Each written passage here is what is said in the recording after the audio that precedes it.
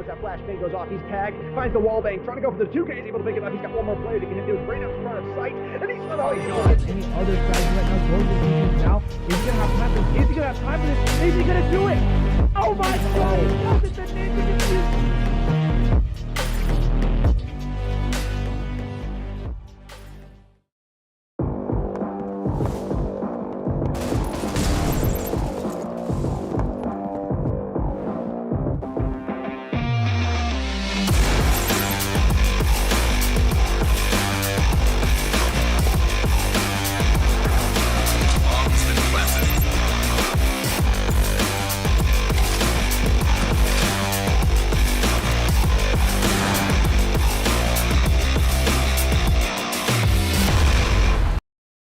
Don't you think it's time to up your game?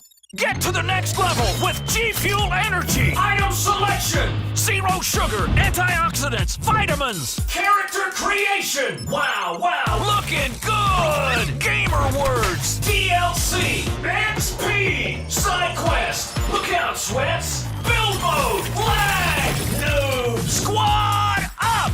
G Fuel Energy. We made this commercial for you gamers.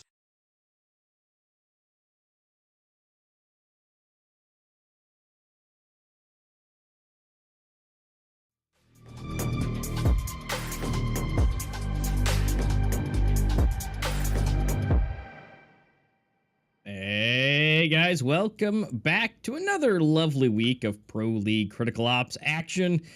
But guys, I got some news for you. I'm not here with Jake or Twist. You guys may know him, you may love him, and already know from across the pond. It's Cool Mark. Thanks for having me for the Eurasia area, A-Master. Really excited to be here and commentate some really good Critical Ops Pro League today. Yeah, I think it's going to be some good matches. We got some teams. They're ready. They're getting into their positions. It's going to be a good time. But, of course, we've got to let you know that there is some good, glorious, extra action coming your way. You guys know it. We've had it here before. You've seen it. It's Circuit, but it's being a little bit different. It's Circuit Intermediate. We've got some little tweaks coming on because obviously we are here with Pro League, right? So there's been some changes in the structure of how things go. So Circuit itself, registration will open on April 10th. You guys had the URLs on screen, and it'll be also in the description. You guys can go in there, sign up. More information could be gotten on there. The prizes will include your $2,000 there. They're the exclusive skin, Circuit emblem, and of course credits and cases to be gotten there. So guys, do not forget that is coming. It's here. That'll be opening up tomorrow. So go ahead and get your team ready. Make sure everybody is in position for that. Awesome. Thank you for that little intro, A-Master. And we'll talk about the participation here for this Pro League, not necessarily the circuit, but you can learn more about that tomorrow, as A-Master said. So for the Pro League today, we're talking about participation, right? The qualifiers, as many of you have been aware of already, teams can qualify or apply for to be in the qualifiers. That's a period has already ended because we are currently in the Pro League right now. And you can see here the intermediate circuit series that will kind of be like the relegation for Pro League, which is nice. I think it gives more teams an opportunity to move up, and maybe the teams who aren't performing as well in Pro League, they have to get bumped down, right? So first place of circuit will replace the last place of Pro League. Second place of circuit will replace the seventh place of Pro League, and for the decider matches, third place of circuit will replace will place off against the sixth place of Pro League as well. So you can see here teams with that 3-player minimum requirement from the World Championship in 2022 can be directly invited to the Pro League qualifiers. But either way, we are here for Pro League. This is week number 5 here for Eurasia. And with all things said and done, it's pretty exciting because we're getting near the end of the actual group stage here, and we're going to be in the playoffs soon enough. But as you can see here, we are in the round robin stage, right? Every team playing that best of 2 matchup. And once again, if a team wins both of those maps, they get 3 points. If a team wins 1 each, they get 1 point. And if you win 0 maps, you get 0 points. So the round balance is taken into account if there's a tie in the number of points. But we do have the playoffs coming up soon. This is week number 5 out of 6 total weeks, so we are almost near the end of the round robin stage. And once we get into the playoffs, that's when things will get really exciting with those best of 3s qualifiers, eliminators, another qualifier to the grand finals, which will end up being a best of 5. And A-Master, I'm very excited both on the Eurasia side and America's side here for the playoffs. I know it's something that the format we've typically seen before, but I think this schedule is, allows for more teams to kind of, rest a little bit, get themselves composed, and, gives, I think, the audience as well a little bit more of a storyline to follow. Yeah, it definitely does. And the fact that, we're able to get through to the round robin stage ending on the 16th, and then gives that little break before we get off into the playoffs on the 22nd. And then, of course, it's going to keep rolling through and then get to April 29th and 30th for those grand finals for the Eurasia and then the Americas. So we got plenty more on the way, but there's been plenty that's been left behind. We've seen these teams play. They've gotten their points. They've gotten everything they've been able to go through. And since we're almost done with the round robin stage, this is where whoever and wherever the placements are, this is where what they're going to be getting, right? So we have 7th and 8th place. They're going to be getting their 10 cases of each, premium and event. 4th and 6th will be getting 15 across the board. And then 3rd place will be getting 25. 2nd place 30 and 1st place 40. But of course, that's where the playoffs come in. This is where all the teams are working their way towards. So no matter who makes it there and where they are, where they place, they will be walking away with something. They'll be winners in their respects of wherever they land. 4th place, you're going to have a chance to get $500, 2,000 credits, 15 cases on each premium event. 3rd place will be $1,000, 3,000 cases and 20 cases. 2nd place, 1,500 with 4,000 credits and of course those 30 cases. And of course, whoever it's going to be, the 1st place champion of the first ever Pro League will get $3,000, 5,000 credits, 50 cases of premium event, and of course, you all know and love the exclusive skins that we all love to see every single time, and this is no exception as far as any other circuit or event where we've had these exclusive skins. It's beautiful. It's that black and purple like we see in all of the graphics. It is just elegant. Yeah, I love the shaders. I love the reflections. It's something that would be really nice to show off in game. And like you said, only the teams that win will be able to, or only the team, not teams, a team that wins that will be able to get this. I guess it is multiple teams, right? If you have multiple different regions. But either way, let's talk about the teams that did qualify and the teams that have a chance for this champion skin and for that 1st place playoff prize pool, right? They have Reign, Saints, Flames, Team Phoenix, Elevate, Aura, Invictus, and Hammers, each of which have played quite a few weeks now. And, as we move on to week number 5, we can see the matchups that have already been played this week, right? As many of you know, we have a couple games that are played on stream, a couple games that are played off stream each week. So it just kind of evens it out, make sure that some of these teams are not necessarily getting a ton more exposure than the others, which I think is a nice play from the Pro League itself. But the week 5 matchups that have already been played, I think we'll kind of show them on screen right here. It is a good kind of matchup between those. You can see Reign has beat Aura 2-0 and Elevate and Saints actually tied 1-1. And so today we'll have Flames versus Hammers and then Team Phoenix versus Invictus. And hey, Master, I feel like we don't see ties that often, or at least the community doesn't necessarily predict ties that often. Oh, absolutely not. Last week was absolutely fantastic. And me and only 9% of people last time, especially in the first matchup, only agreed that it was going to be a tie. And then I believe it was second map, it was like 5 or 6%. I mean, it was super, super low. But yet it was able to be done. And I mean, with Elevate and Saints able to do a tie themselves, to just keep the ball rolling. Now, will we see that today? Not sure. I mean, obviously, Reign and Aura decided to change that up and make sure there wasn't a tie anyways. But will we see that today with Flames, Hammers, and Phoenix, and Invictus? I don't know. I mean, with Invictus versus... sorry about that. With, Invictus, they're top 2, right? They're 2nd place. They are plus 54. They have the most round balance out of anyone. It is absolutely astronomical. Now, that's not to say that they can't lose a match by all means. But overall, it might be a little bit closer coming down to Flames and Hammers. It looks a little bit nicer as far as they're close, 5th place versus 8th place. But overall, it's all up to what they do in the match, what they do together. In which case, that's what we're going to be seeing first is Flames versus Hammers. That's our first matchup coming now. And then later, we're going to see Team Phoenix versus Invictus. Again, it's all about what they do here and now. Their stats look great. Invictus, by all means, is a good team all around. And say for Team Phoenix, Flames, and Hammers, all within their respects, because they are here in the Pro League for a reason. But we've got to figure that out. And again, like I said, Flames versus Hammers will be our first official matchup for today. And as I mentioned about the casting your votes and making sure that you guys are a part of this and you guys can win some credits and some cases. So with that being said, there's the QR code, scan it with your phone, or go to the link there to go onto the mobileesports.org website. Cast your vote. Who do you think will be taking the win? Or is it going to be a tie? That's very tricky because last time all the stats pointed in one direction and we ended up seeing double ties. So it's definitely something to keep in mind, but we do need to check out and give you that insight of stats before you cast your vote. Yeah, so let's take a look at Flames here first, the team that is ranked number 15th globally. And you can see here they did place third at that World Championship for 2022 with that third place prize, giving them $3,000 in the prize pool. They did also participate in Circuit Season 5. But looking at the roster, predominantly Turkish roster here, as you can see, Affection, Fair.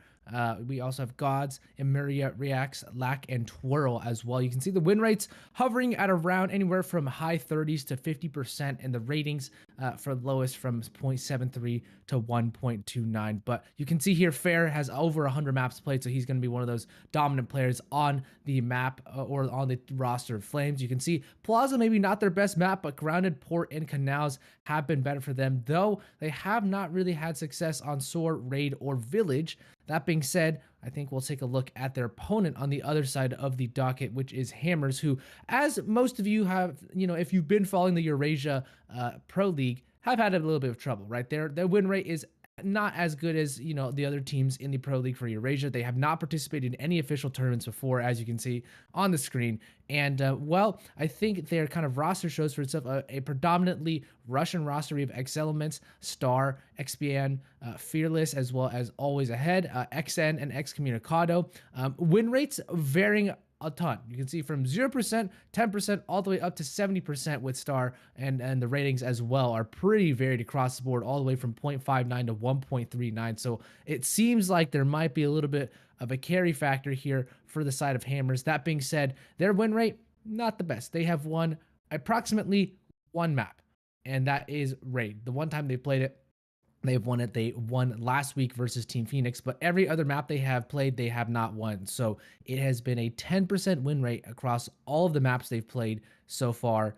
And, A-Master, it's looking at the stats, right? It's not necessarily the best for Hammers, but I mean, we could take a look at the players against each other at least.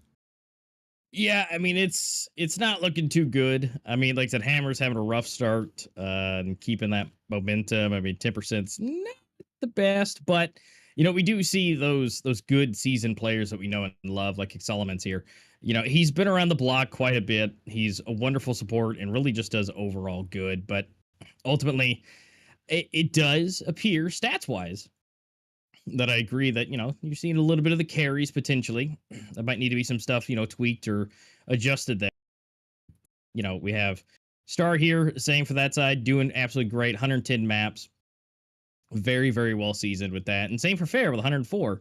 This matchup right here is definitely going to be a huge factor. I think it's really going to be the ones that can take on each other at that point.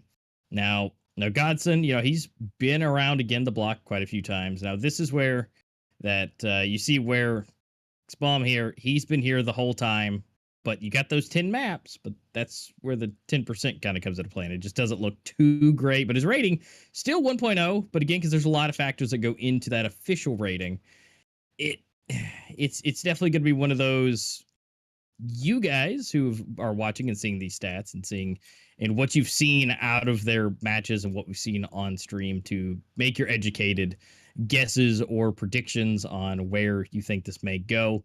Fearless, looking and seeing it a bit better, definitely has over that 50% win rate, which is definitely what you want to see. We do see 45% on the other side, but a bit better rating. So again, it's what happens in those matches that really, really makes a difference. Yeah, and taking a look here at Rayax versus Always Ahead. Always Ahead, more of the sub, right? Only one map played, and Rayax has 66 maps played. So quite a few more here on his side. And as we kind of move down into the I guess, fewer played players for both of these teams. We have Lek and XN in their respective roles. A little bit a higher of maps played for XN, but the exact same rating for both of these players. And as we move on even further, Twirl and Excommunicado. Twirl actually has quite a few more maps played. The rating maybe not as good, but that IGL, he's calling the shots, so maybe there's a little bit more of an opportunity for strategy there. Excommunicado, 10% win rate, but only 10 maps played and a 0.59 rating. So this is kind of the matchup we have between. We are not exactly 100% sure who we'll be seeing for each of these teams today, but we do know the map pool: Plaza, Canals, Grounded, Raid, Port, Soar, and Village. Which of these two maps will we be seeing today? Let's take a look at the map vetoes before we actually get into the first map and which maps have been played. So I believe Flames will have the first ban. That's Raid gone, so we will not be seeing Raid, and no Plaza. Interesting enough. So what two maps will be being played today? Flames on the first pick, they're actually going to take Grounded, and we're going to see Port. So no Canals, no Village, no Soar, none of the colorful maps. Well, Port, I would say, is a colorful map, but Grounded and Port, a legacy map, an old map, and then a newer map on Port. But A-Master, this is a pretty, I think, two solid maps to be seen today. And I mean, taking a look at the community votes as well, it seems the community is pretty divided on this, it seems. Interesting. Yeah. As we see, as these little bars move up, you guys are absolutely split.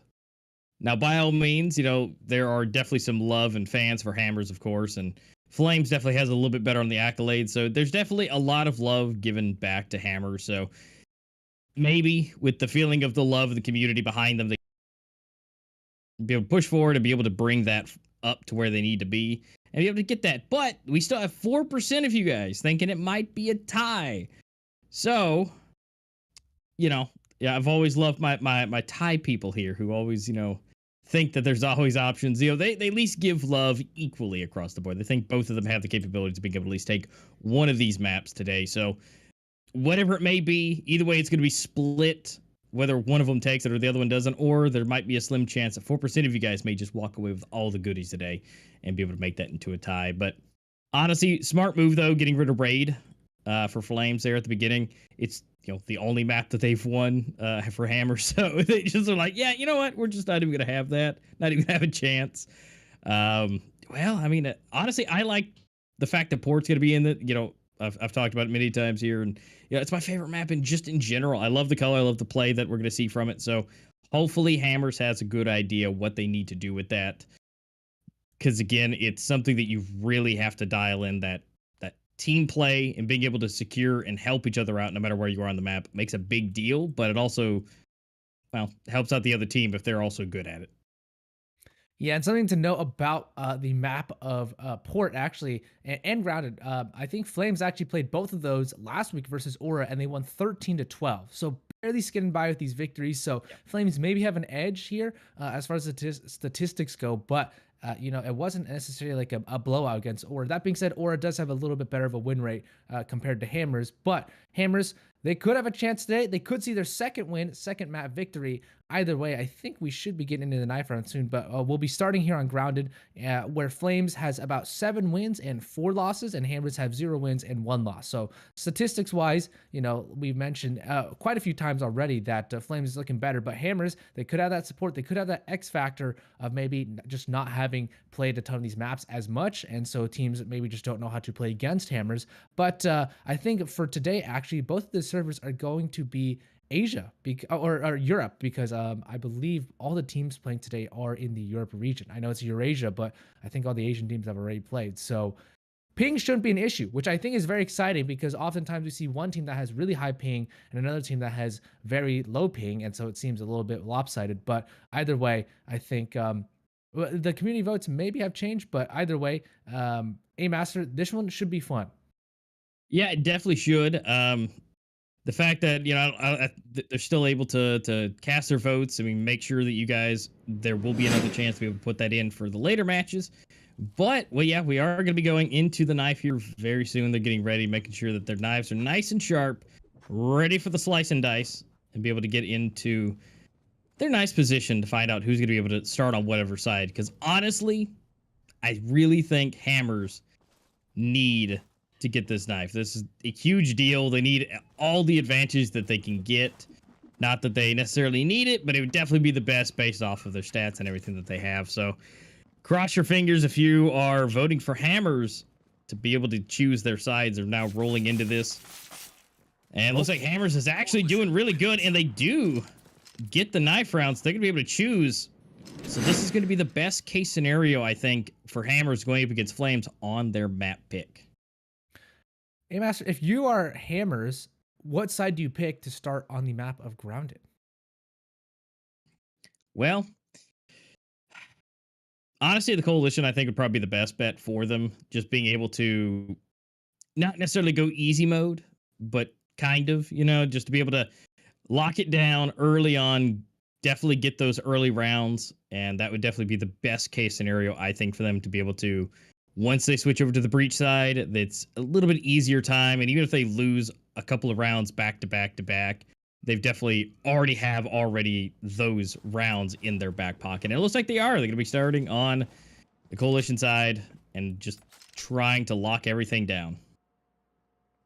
Yeah, we'll see Flames here starting on the Breach side, and it seems like a split over towards the A-bomb side. You can see a little bit of a heavy defense from Hammers, and they're going to start it strong here. Already triple kill from XN, triple headshot as well, all through the connector area. And Amuria, Affection, Twirl all just taken out. Now Rix and Fair, they have to figure something out here. Fair does find one kill, but it's on the other side of the map. He actually gets two, but he is quite low now. And Hammers start off with the swing. They take the fight to Flames, and they say, get out of our territory. This is here for us. Yeah, XN here, I mean, honestly, getting 4 out of 5, almost squeaking out with the ace in the first round. Not too shabby. I mean, still nothing too crazy as far as his stats go, but of course, obviously, that doesn't mean everything with only 8 maps. But 50% win rate, I mean, he himself starting them off, that's got to feel good. It's going to be good morale boost for Hammers to start off with, which is a huge deal, to just be able to feel good while doing good. So, I mean, honestly, this one should be a solid shutout for Hammers again to just, again, get that early lead with the 2 rounds. Next one is going to be really where it shows out. Is Flames, have they practiced today? Are they ready to go? Exelement's able to pick off 1 up the start. Rolling in. Flame, able to get 1. You might be able to get a second one. Oh. Okay. It is not. Okay, so Exelement's able to get one. So at least making a little bit of a dent, but Exelement's is not having any of their shenanigans. And here we go, Excommunicado getting the last one. Not too bad. Good early lead, but now it's time to literally turn the flames up. And let's see if they get burned or if they get extinguished. Yeah, we'll see here. Flames, they're going to go out. We see a Scar H here from Twirl. Usually we see quite a few AKs, SGs, and of the sorts. A Eurasia here on the fair. But the Scar, something we haven't seen as frequently. The new addition to the Pro League in Critical Ops Esports. But we'll see here full M4s here for Hammers. Will they be able to continue their lead here? It was XN to start off strong. With that 4K. It's continuing to gain money here. And Hammers don't want to get aggressive if they don't have to. They have utility. XN's already used a couple bits of those grenades, and XPM as well has used a bit, but this is a pretty slow round here from Flames. Yeah, they're taking their time. They really don't want to make any of those mistakes. I mean, Fair, I find it always enjoyable to watch him. He's always entering with the U ratio, but by all means, I mean, he can take a fly wings off from across the map by quickscoping it, but it all depends what he can do in getting across that center line. They are, again, moving up more towards the B side, which is great, at least as of right now. Explame is the only one really over there. So if they push hard here, they could probably do it if they can take him out. Which, Fair, almost trying to make contact, but we do see 2 rotations coming. Fearless and XN. He's holding himself down. He's almost dead, but not quite just yet. Yeah, Hammer's finally calling for the rotation. There's only 25 seconds left. XPM finds one and exit as well. Answers back. He has 5 kills to his name so far.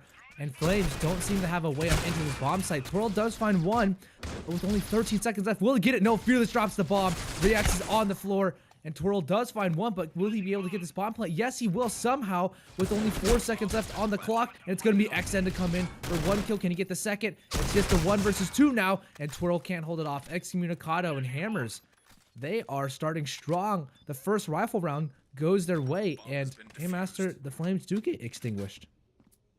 Yeah, it seems like XN has absolutely been prepared, ready to go. He's had his G Fuel, and he is on fire, taking the flames away for Flames and just holding it for his own. 6-0 with 1 assist. I mean, dude is just rocking it right now.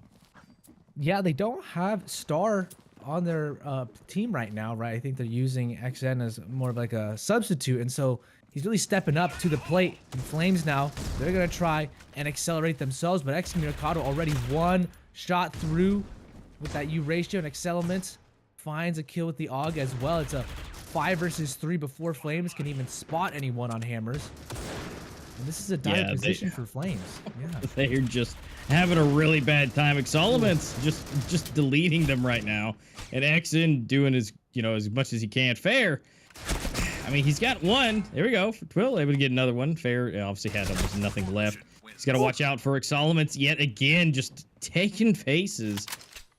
Honestly, I think Hammers is here for a little bit of a comeback. I mean, obviously they haven't had much stats. They're the lowest ranked team. That or Flames just, they just don't like the snow. They just don't like grounded.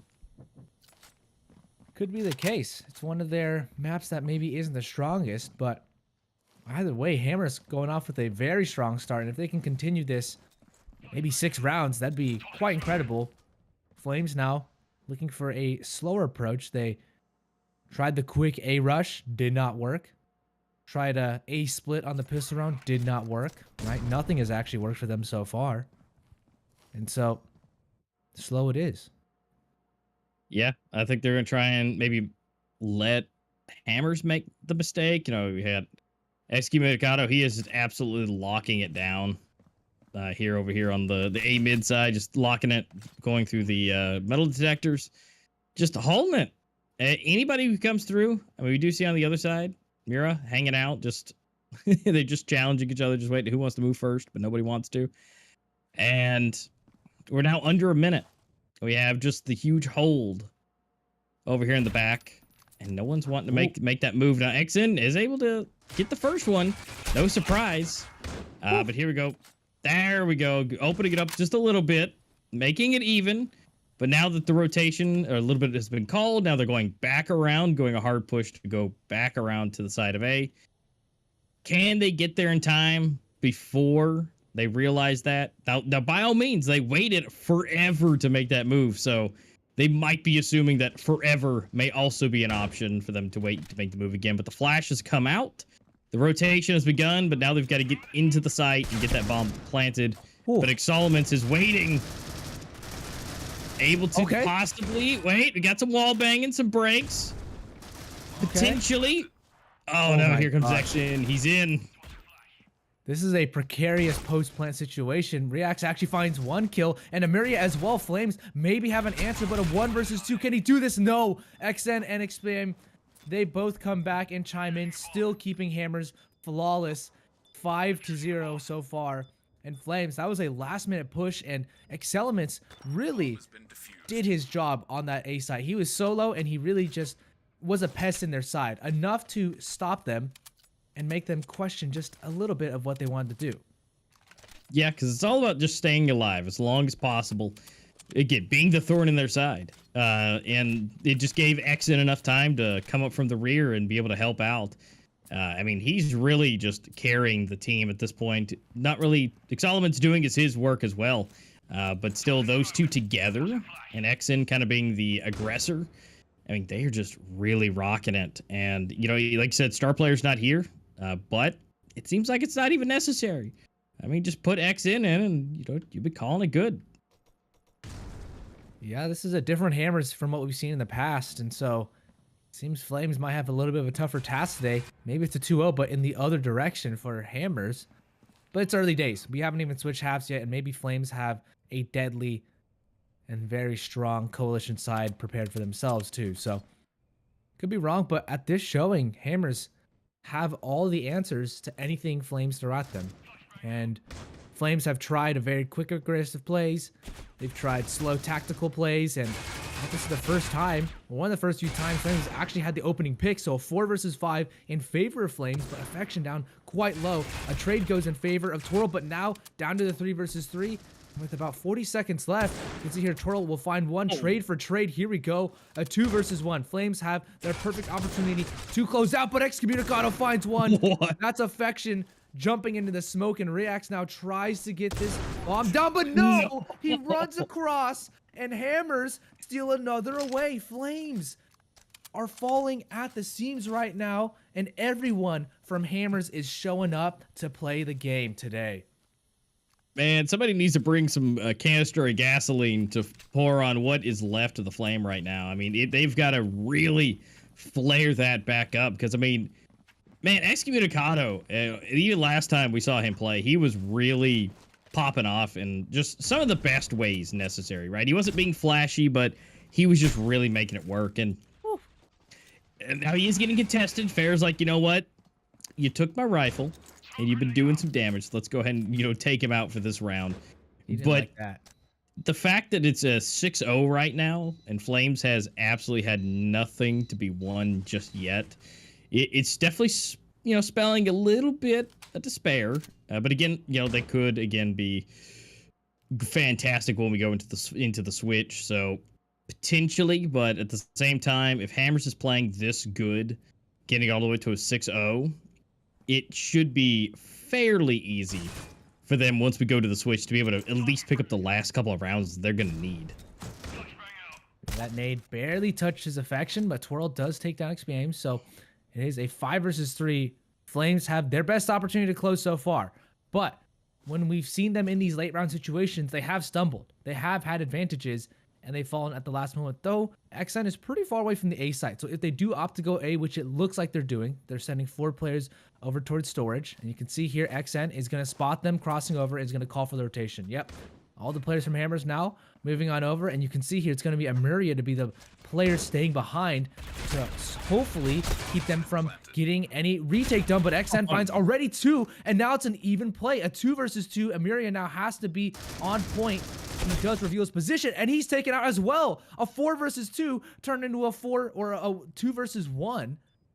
And now Fair has to hold onto this bomb site. They know exactly where he is. He has Eurasia, but can he combat against 2 players? He finds 1. Can he get the second against Fearless? Fearless, it's a pistol battle. It's a pistol battle around the wagon. Who's going to get this? It's back and forth, and Fearless finally falls to the sniper of Fair. He picked up the first round here for Flames. That was absolutely chaotic, but I love it. Wow. I'm here for it. Oh man, going down to the pistols, running out of ammo from the pistol, switching back to your U ratio to barely be able to dance back and forth to barely get that shot off, surviving with 6 HP.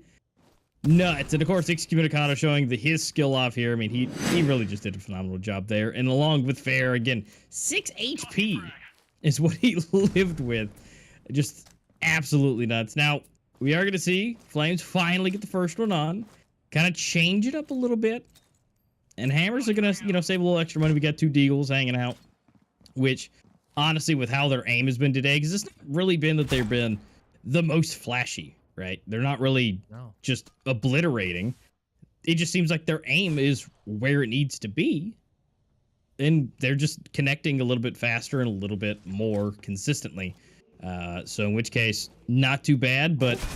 Oh, trigger control? Trigger control! No! There we go. And see, the Deagle's not even, you know, you don't even need a regular rifle. Just pull out some Deagles, get a double, and call... No way! Okay. A 1 versus 1. Emeria's low, too. 1 shot. Could end him.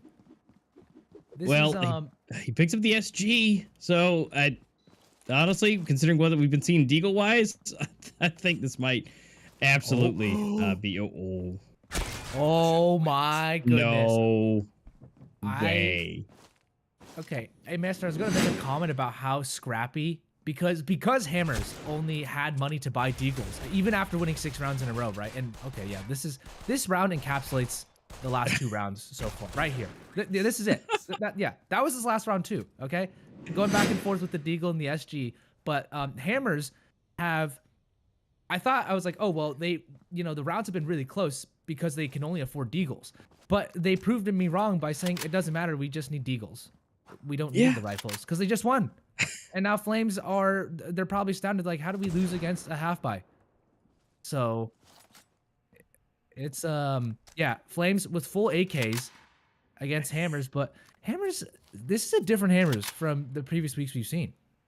Yeah, I mean, they've just not been doing great, and, being the literal last place, it's like, well, I mean, nothing too bad. I mean, but they've had this extra time. They obviously don't want to be labeled as the last placers, obviously, but, maybe, okay. Mira coming in, getting a nice 3-piece, and then Rex for the other 2. Maybe they're going to keep doing that again. All right, here we go. Here's that half buy, and here's where just tap. Here we go from Fearless, and then Exclaim. Oh, this was clean. This was so clean. Oh, dang it. Okay, well, it was a clean 1 dig at the very end, but either way, yeah, that was a 180 flip. Flames just came out and absolutely dominated Hammers, and now you can see Hammers fully on the eco, except for Excelements, who bought that Deagle. So this should be a round here for Flames, and now it seems like what we've been coming to expect of this matchup, Flames versus Hammers. But Hammers have been throwing us off the entire game so far, so we could be seeing something interesting. But okay, they just did not acknowledge each other. That's what happened here. No, he's just trying to get away. He's like, nope, not wanting to be a part of that, but unfortunately he is now able to do that. Solomon's getting a nice 1 tap, looking good. Which, kind of ironically, is now even. Now, if they're going to be able to pick up that U ratio, yep, it's going to go straight into Excelements' arms. Going to have a Deagle swap out. And now they have all the long-range capabilities that they need. 1 hand cannon and 1 sniper rifle, which is basically the same thing. But it doesn't seem like Excelements is able to make those connections, which is great for the side of Flames. 9 HP left on Excelements right now. And that's it. They're going to let it go. There's no reason to lose the Deagle or the U ratio, so they're both able to roll into the next round. 12 able to get in that last one on Explain right there at the end. So they're still sitting in a better position, especially with the U ratio. That's a lot of money that they're not having to spend. Yeah, this is looking good for Hammers, but Flames have finally awoken a little bit, is what it seems like. And maybe as we move into the second to last, the penultimate round of the half, Flames might even up a little bit more, 7-5. But Hammers have had quite a stellar start already on the rounding.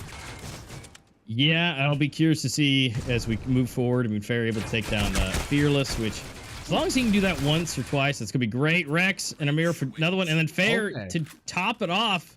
It seems like if they're gonna get around, they're gonna absolutely blow it out. And then if they're contested heavily, it just doesn't go their way. But yeah, maybe. Yeah, I'm a little confused too. But last round of the half, you can see here, scoreboard actually surprisingly somewhat even for how one-sided the game started. Hammers, you can see a little bit better on the KD side, but Flames starting to come alive. And now as we enter the last round of the half, it is a unideal buy here for Hammers. You can see 2 shotties, 1 AUG, and 2 hand cannons. So not much for the way of Hammers, but I think the theme of the match so far is doing more with less, and Hammers have been doing that. They have really been able to pull some incredible wins out, even with just eco weapons. Yeah, I mean, the fact that they have this buy, that doesn't mean that they're not going to be able to do it. Oh, no, here we go. See, the flashes come out, tries to get the shotgun blast, doesn't really do much of a connection. Possibly a bad time here. Got to go 2 HP, but they get hit from both sides. Rex able to pick off both. So, 5 versus 3. It's not looking great for Hammers, but Solomons is here with that AUG, which, I mean, he is just deadly with it. Excommunicado going down. So now we got Deagle and AUG versus basically the entire team of Flames. Yeah, this is... Okay. Excelements already finding 2 kills. Can he do any more? If XN can find another kill, nope. It's going to have to be the ace clutch here. from Mixed Elements, and he's inside the smoke right now. And now he's blind. And now he's dead. Yeah, Fair's just like, you know, let's just go ahead and just take him out. Yeah, let's just end this, is what he was saying. But half flip now, and Hammers on the Breach side and Flames on the Coalition side. I think, well, Hammers won the pistol, right? We'll see. If Hammers win the pistol here, they have a very good chance of winning the entire match, I would say. But if Flames win it, then I think we can start to say maybe this is a little bit Coalition-sided. Yeah, I would say so. I mean, really, this is kind of the big kicker here as far as will Hammers take that, you know, multi-round lead back and forth again? Possibly not. Drill, able to take down one right off the bat, Fearless. So, if that can be said, yet again, if Hammers can go ahead and take this around and move it, get this early lead, maybe they can just rack it up to double digits pretty quickly. But honestly, it seems like Flames has really kind of literally warmed up and have gotten really back into the game where they probably should have been. Yeah, interesting that they took this long to rotate. Twirl saw them, and he called it out, I believe, and then Flames just didn't move. So now they're having to go for this retake, and it's not really going their way. Fair finds one, but can they get any more? Myria comes in. He doesn't find an extra kill, and so many players from Hammers are so low, but it's not the kills that are happening here for Flames. It's going to be just down to Fair. Can he get that? No! The last shot doesn't go his way, and Hammers pick up both pistols, and this could be it, Master. This could be the thing that tips the ship in favor of Hammers. Yeah, I would say so. I mean, we're going to see a full rifle buy from Hammers at this point, and got to still go Pistoliers for Flames. It's probably, if I had to make an educated guess, based on what we've seen, it's probably going to be Hammers any day of the week. Unless Flames can take out one, maybe two, and, you know, maybe, you know, swipe some weapons, tilt it a little bit, potentially, but I mean, honestly, Hammers getting that first one was probably the worst thing possible for them to, again, take an extra lead. They'll be 4 rounds ahead at the end of this if they take it. And then it's really back up to where they need to be. But again, head game-wise, Hammers has to be feeling really good right about now. Yeah. Their mental is very high right now. And well, with everyone from Flames all right there in the middle, they're just trying to get a shooting gallery. And it is not going the way of Flames at all right now. They found 1 kill, and Reax actually has gotten another one, but still, Hammers only 4 rounds away from taking their second map victory in all of Pro League. Yeah, that's going to be huge, and the fact that that win would be here live on stream is going to be great to be able to see. I mean, the fact that they lost quite a few, and so to bring that back a little bit would be great to see firsthand. But again, that's going to be Hammers to be able to do it. I mean, it's looking really possible. Flames, again, they hold a higher ranking, and they've won many more times here on this map.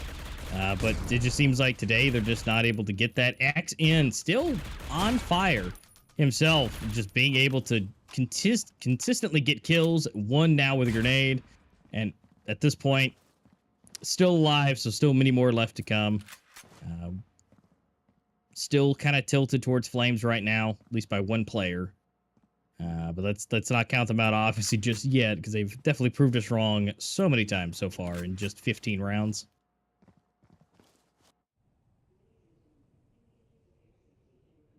Yeah, the rotation now for Hammers going over towards B, and they're trying to be sneaky about it, but we see Flames have rotated so many of their players over towards Coalition spawn, over towards the mid area too, and Myria, he's gonna have a shooting gallery here. They flash out, they know exactly where he is. He drops that bomb as well, and that's gonna be huge here for Flames as they probably pick up their 6th round.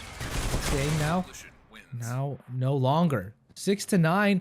Hammers do not find the 2nd round conversion, but that being said, oh no, that's not the 2nd round. We are past the 2nd round.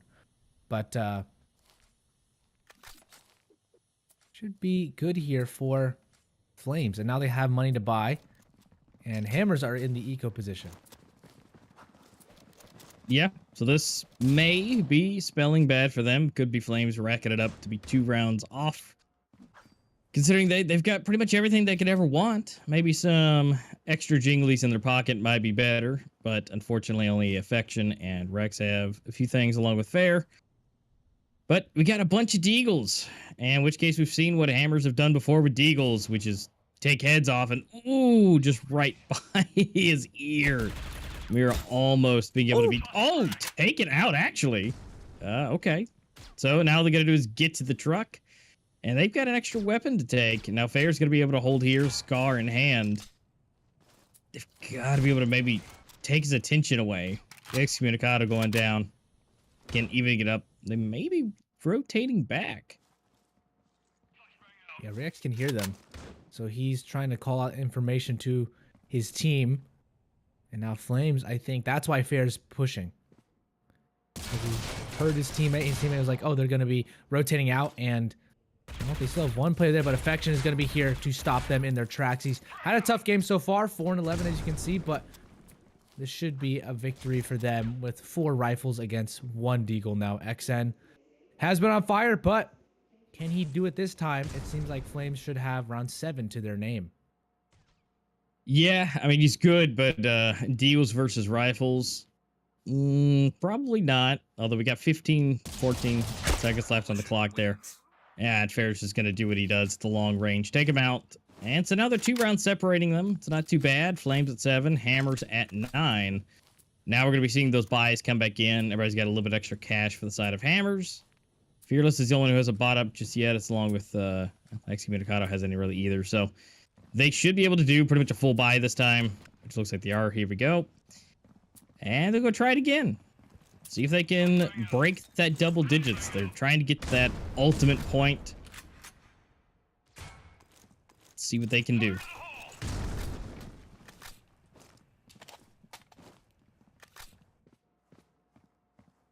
I like that skin. That is sparkly. Yeah. That is very bright. Yeah. And it's not a good camo. I wouldn't call it a camo. I would call it a skin. It's more exposure to yourself and drawing more attention, but I don't think people equip skins in Critical Ops to make themselves look like they blend in with the environment. No, definitely not. Not especially with the extra rainbow and bedazzledness, which by all means enjoy what you're looking at. You got to stare down the barrel the whole game, so you might as well enjoy what you're looking at. Okay. Amira, maybe this could be spelled terribleness, or it could be a nice 3-piece. It really all depends, and that is not how that's going to go. They knew. And now a 3 versus 5, Hammers have an opportunity to get their 10th round on the board. That flash goes out, Blinds reacts, but Affection does find a frag. And now they're going to have Fearless come in from A mid. And Flames are aware of that, but still, they have to go for this retake because the bomb is actually planted now. And Flames have to figure out how to do this. This is going to be very tough for them. I think Hammers have a very good post-plant situation. 4 versus 3, now 4 versus 2.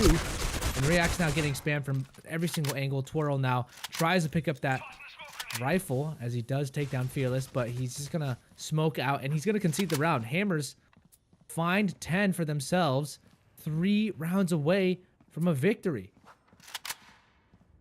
Yeah, and this is probably the smartest move. You know, be able to just run back, keep the Scar. It's an expensive gun. Don't want to lose it, and you're probably not going to go up against a 1v3, especially Excommunicado with the U ratio. It's a really hard thing to do. He's got everything covered, especially in the open field over there on B. Not your best thing to do. So overall, best decision that he could really go and take 4. So Hammers getting up to the double digits finally. Someone has gotten there. Round 18 underway. Will Hammers continue on, or will Flames continue themselves and break it up and start on their path forward? Honestly, at this point, this is probably where they really, really need to take this round, just so, you know, they've only got 3 more left to go for Hammers. So if they just keep losing these, it's going to be over really quickly. So this is kind of the tipping point where they need to turn the tides and take this round to kind of reset everything. And this is where it all matters for both of these teams now. The game's getting real. Oh, Reacts just revealed his position. Excommunicado knows that flash comes out, and they're going to try and take him down. They do trade for a 1-for-1. So now, with a minute left on the clock, Hammers have to figure out where will they go. They do pick up that bomb over towards Belong. No, they actually don't. They're going to leave it, I guess? Maybe. No, I think he goes and picks it up again. There we go. And so now everyone's spread out across the map here. With 2 players from Flames over towards B, and you'll see Affection sitting on the A site, and I think it's going to try and be a fake here. Hammers are going to try and sell that they're going towards B. Maybe have Xpam go out over there, but no, Affection actually does take down X-Elements. XN does cut off the rotation, so now it's going to be a 2 versus 3 for Hammers. But Flames look to stop this push here with only 15 seconds left. Affection has to hold on to the bomb site. His reload might cost him his life, but no, Fair is there to save him, and Fair is there to end the round. Flames 2 rounds from tying it up here as Fair with that Eurasia comes live, and he's 21-11. The leaderboard, I think he's done quite well here for Flames. Yeah, and that's exactly what they needed to do. Not only just for the rounds in general, but also to, they've kind of been in a bad spot, so they need to kind of feel good about it. And Fair getting a nice 2-piece at the end. He's got to be feeling good with his sniper in hand. And now this should be any day of the week for Flames, which it looks like it is. Trill able to get 3 himself, although Excommunicado able to get 1, but Fair to finish it off, racking it up to 9. So now they're going to be able to buy up again, but it's getting a lot closer than I think Hammers wanted it to be, with such an early start, going all the way to 6-0 before able to being taken down. But now we're racking it up and we're almost tied. Yeah, it's been a 9-4 run since Hammers' start of 6-0. And, well, Flames could tie it up very quickly here. And Hammers don't have a lot of money to rely on either. Flames have quite a bit more. So if they do lose, they can potentially buy up into the next round. Hammers, if they lose, they probably won't have money. And they're gambling it all on B right now. That flash comes out, and Amiria finds 1 frag. Can he get anything else? He's going to try and flash in. That flash goes out. Can he take out XN? Yes, he does. And can he take down Xpam? I think he's aware of his position. A triple kill so far for here, Amiria. And this B hit is absolutely in tatters right now. He goes in over towards long.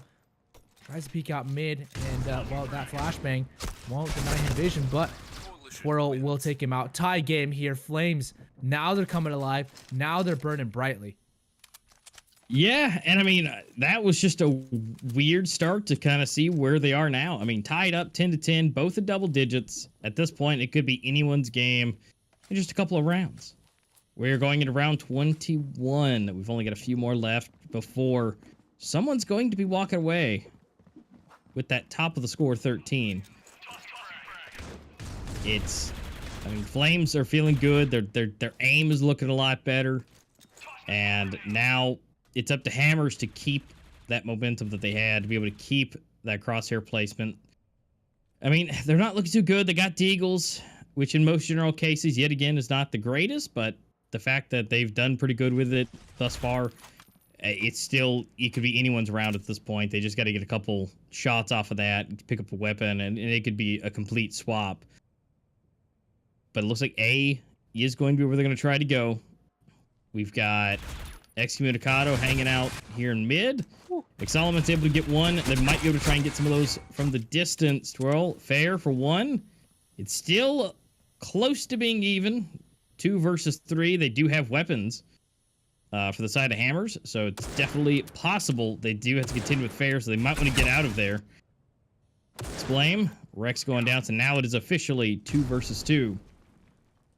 X-Elements super low. So it's definitely in favor of Flames, especially now, but now it's 1v1. Og versus Eurasia. Fair really low. If he gets checked any other time, if he's not looking exactly where he needs to, it could spell death for Fair. Now, 18 seconds. Got to get that bomb planted. Gonna go for it. Fair, there's no reason that X-Blame should really punch out here. I mean, Fair has that advantage. You should really just hold here, wait for a peek of some kind. Wait to see the barrel. Oh, and some reason Oh, he peeks out, and Fair is gonna win it out here. Flames, I don't think they should have Wow. won that, really, with the U ratio. no. But XBA makes a critical mistake to peek out, and Flames now, they take the lead for the first time, I believe, this entire game. Yeah, this is their first official time getting into that lead position, and yeah, I mean, the fact that you knew that was U ratio, you should have just hung out in the back corner and just waited to see the barrel first. Because honestly, Fair, being one of just the best snipers in general here in the Eurasia, you don't really want to combat him, especially, well, at least until his back is turned, where Exclaim is able to take him out now. But other than that, you really don't want to challenge him because, again, there's a 50-50 shot. You're probably not going to win, even if you have a U ratio, but let alone, just a regular rifle.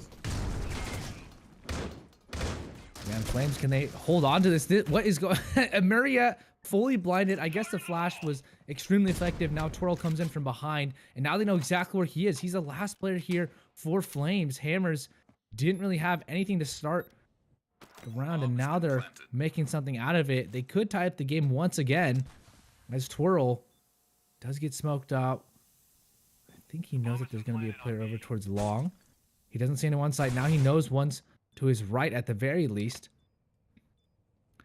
And Excelements now behind him. We'll shoot him out in a tie game. This one's going back and forth, down to the wire. Yeah, and honestly, it could have been a 12-10 as of now if we didn't see that aggression and Fair being able to take that round. But the fact that it's tie now, again, could be anyone's game. We are going to see, a mostly goodbye from Flames. So this is definitely going to be a lot harder for them. At least with Twill over here with the shoddy in his hand. So he's still going to be able to make it work. Definitely stay inside the warehouse and the hangar. And, do what he does. But it looks like it's going to be, at least as of now, potentially a B push. And so that shotgun's going to do virtually nothing. Yeah, Toro has to be up close in front. And there's no one towards storage right now. But who knows? Hammers could rotate towards the end of the round. Though it does seem that bomb making its way over towards B long might not be too useful. Fearless, one taps Fair across the map. And he's had a tough game, Fearless, but this might be where it matters the most. You can see here, Maria has that AUG, trying to get protected here from Reax. If Reax falls, then Maria is dead too. Reax has to stay alive for Maria to be of any use, or else they will just corner him, and Maria is already out of the game. But Reax tries to find something affection. Can he find any more? It's a 2 versus 3, and finally his team is coming over. But look at them, they're rotating out. They're trying to go all the way over towards A, I believe. They know they have one player, Excommunicado, over towards A mid.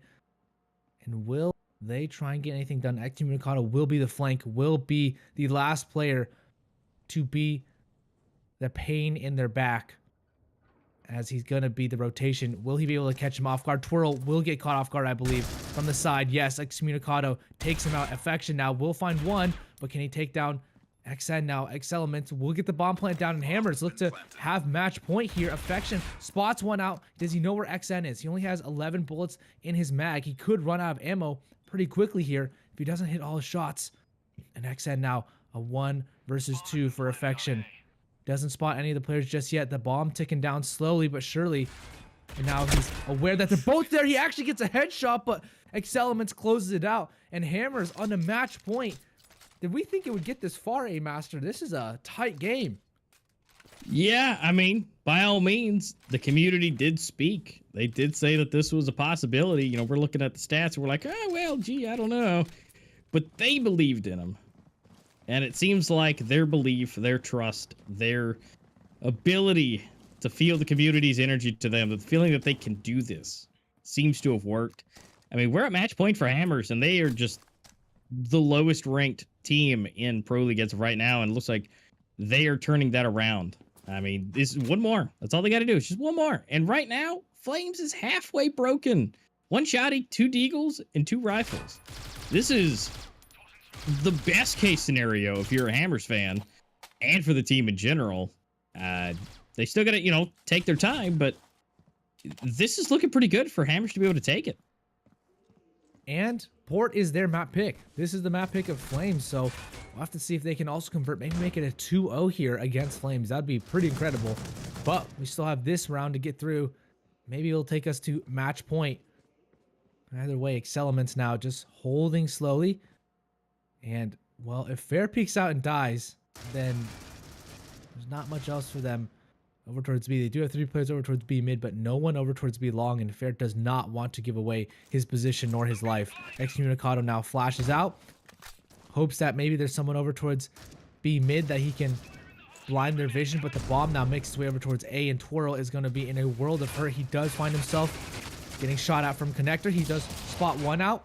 Doesn't get the kill or anything yet, but 20 seconds left, and Murray is going to come on in. He's going to get taken down, both of them, and I think here it is going to be Hammers to close it out. A 1 versus 5. Reacts has to find the ace clutch, and Hammers with the bomb down will be able to close it out. They get their second map victory here on the map of Grounded. Did not think that'd be happening, but Hammers, they come out swinging, and they come out to show that they are not necessarily the worst team here.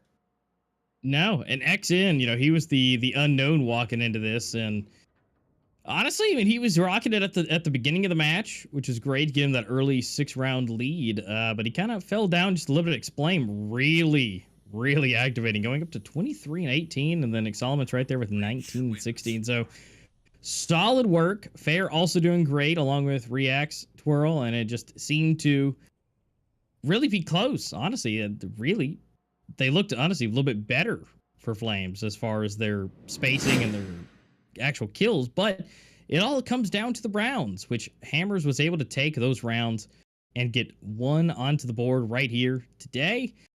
And there's still going to be another one. Like I said, Port is up next. That is going to be Hammers' pick, which my favorite. Happy to see it.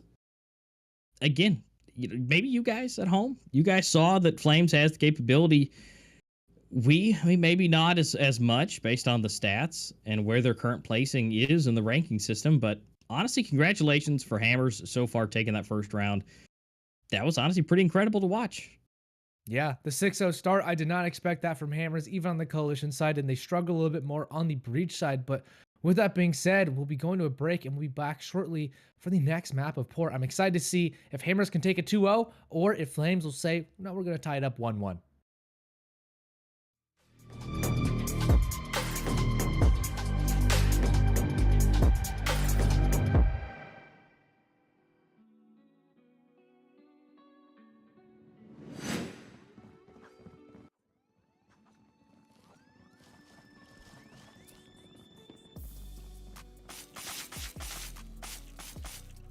Coalition wins.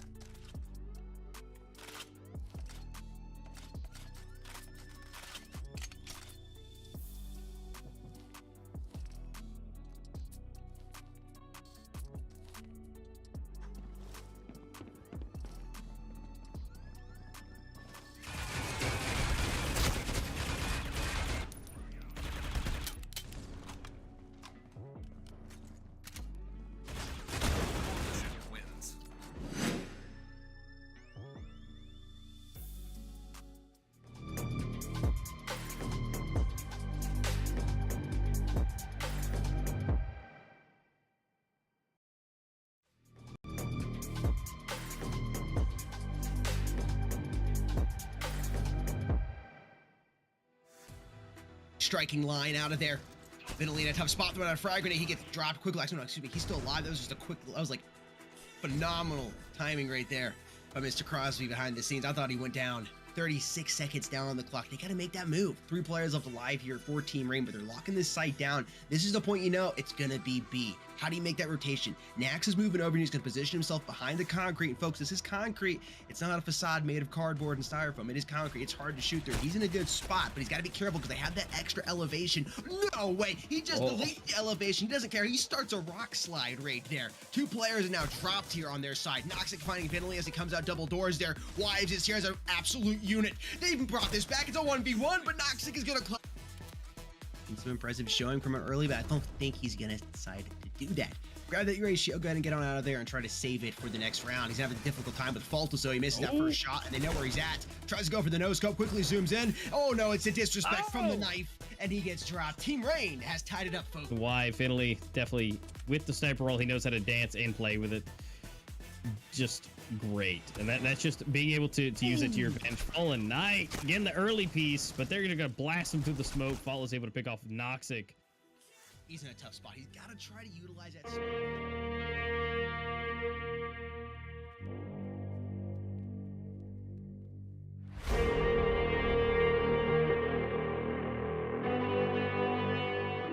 Once that flashbang goes off, he's tagged, finds the wall bang, trying to go for the 2K, he's able to pick it up. He's got one more player to get him to his brain up in front of sight, and he's somehow Any other guys right now going to defense now? Is he gonna have time for this? Is he gonna have time for this? Is he gonna do it? Oh my god, he does it! The ninja defeat!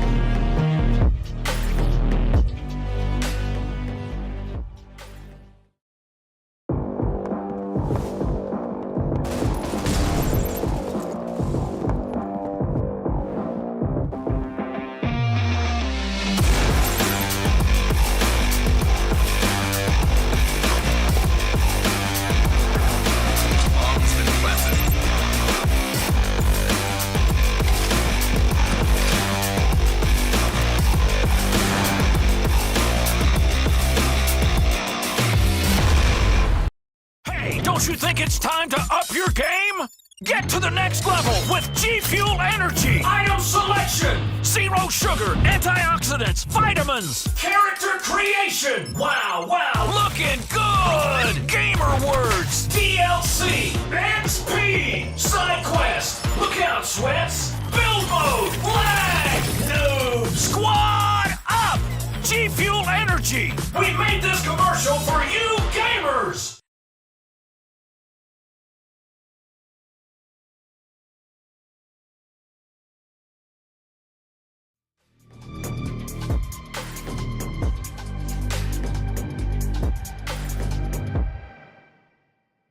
All right, guys, welcome back to some more Pro League action. We just got done seeing Hammers take out Flames on their own map pick.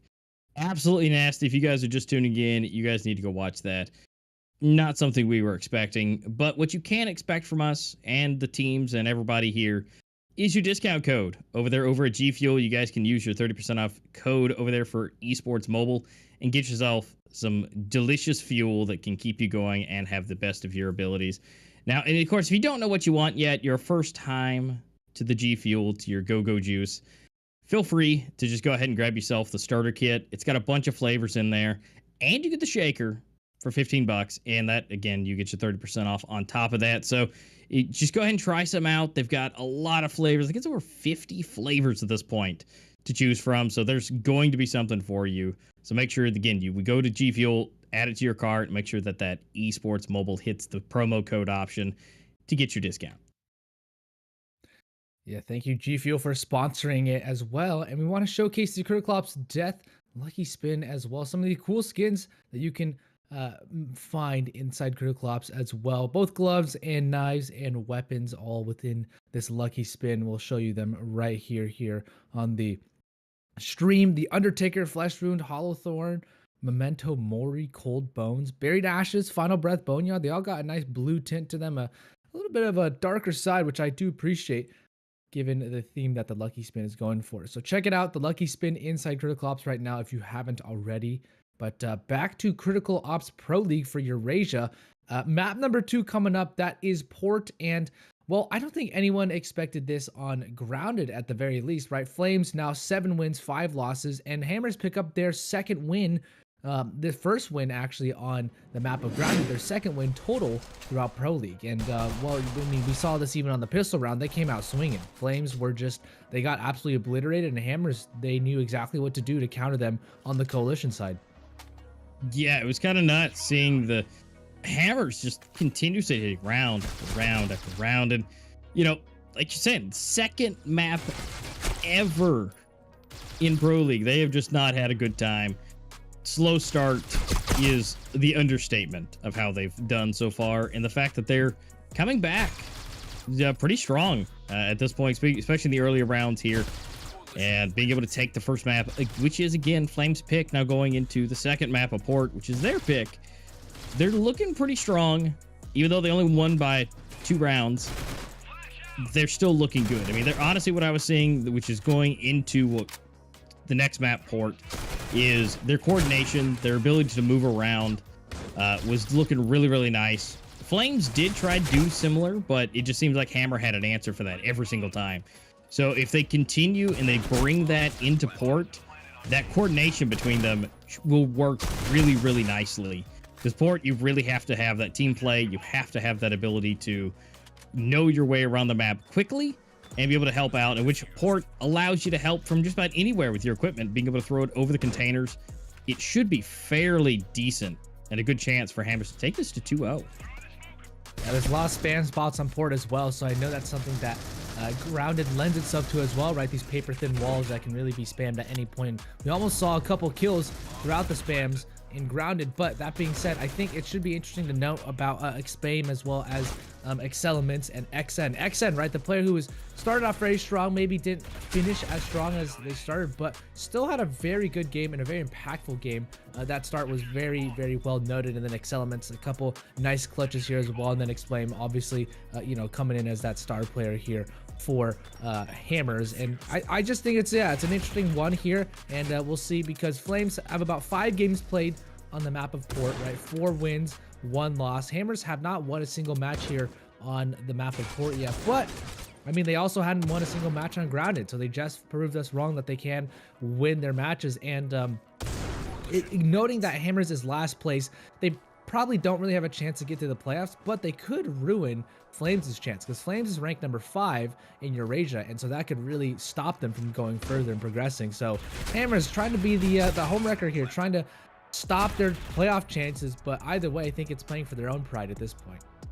Yeah, they're definitely not wanting to end on the bottom, obviously. That would just be whoever, I mean, someone's going to take it. They have prizing yet nonetheless to win, but nobody wants to be the last one, and Hammer's definitely trying to make sure that it's not them. And yeah, like I said, they could absolutely prevent Flames from having their chances, because if they can't get those points and they can't go up later into the leaderboard, which is all what is necessary. Now, again, the round balance is somewhat important. You know, we see some large numbers all the way up into the 50s, whether that's plus or minus when it comes to that. But that's if it comes down to a tie. If necessary, then they go off the round balance. But overall, Hammers has at least a good chance to get more cases in the round robin, or at least, you know, prevent someone else from getting there, making it more difficult, and potentially allowing anyone else to rise to the occasion. Because again, we still have some more matches, and you know, a couple more matches left to go in the upcoming week. So it's definitely possible to see a little bit of a shift, but Hammers are not going to go out without a fight, it seems. Yeah, not at all. And Flames, I mean, we did see their star players show up, right? Fair, Rayax, Twirl, but that's exactly how we expected them to perform, right? Fair, the player who has the most maps played, Rayax the second and third, with him and Twirl as well. So Amuri and Affection not having as good of games. I think Fearless also didn't do the best for Hammers, but regardless, Hammers still won. And if Fearless can come alive, I think that's going to be a little bit of a scary prospect here for Flames. But either way, I think Port should be a pretty fun one. And depending on the knife round, I am curious to see where they'll start, because I think if they start on the breach side, or let's say Hammers win and they start on the breach side, that could lend them for a nice coalition side to kind of back end on and see what they can proactively get for the breach side.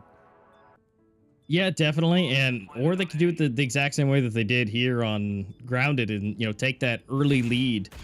Just being able to take the chill mode, right? Just get into the bomb site, wait for Flames to make the mistakes, make the entries, and you have the back and forth. Honestly, I think Port is kind of a 50-50 on that one. It doesn't really matter wholeheartedly. I mean, you could be in the bomb site waiting or getting into it. Really, the equipment is the biggest thing when it comes to Port. And honestly, being able to throw it, and if you get it just right, it honestly lends itself to be a little bit easier to get into the site because you have to then react to all that stuff being thrown when you're on the coalition. So it could just be either way. It just really depends on how Flames does on the map. I mean, they could be absolutely nasty and give Hammers an absolute terrible time.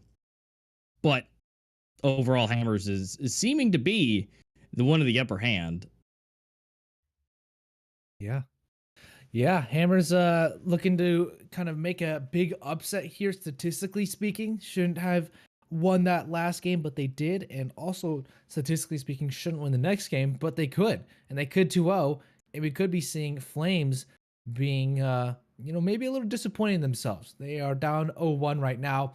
Hammers did just win Grounded. 13-11, I don't believe it was 13-4. But if it was 13-4, that would have been very, very lopsided.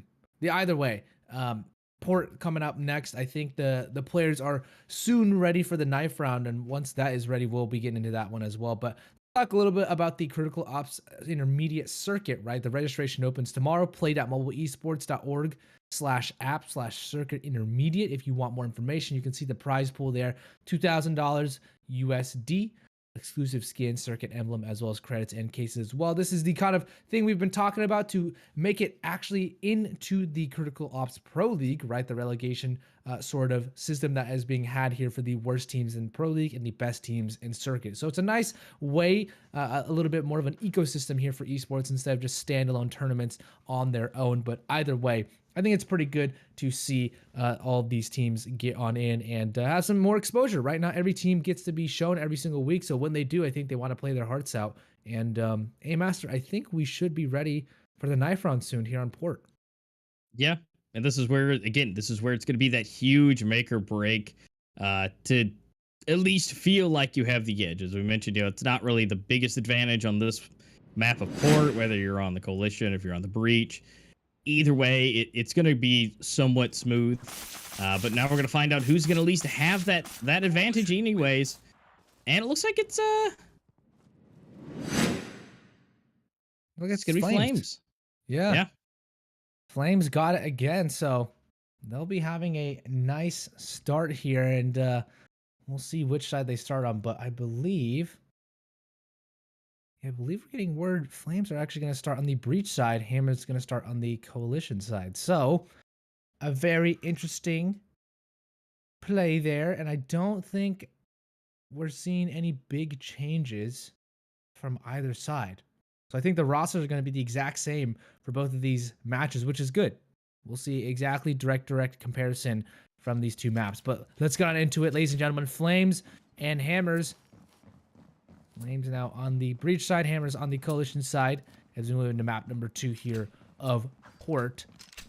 And, Hammers going heavy over towards A on the defense, and Flames not going there. They're going heavy over towards B on the offense, and it's going to be Excommunicado to be the big man trying to protect out, and, contact over towards mid, but Flames now trying to push on over towards B, and they will get the B bomb site.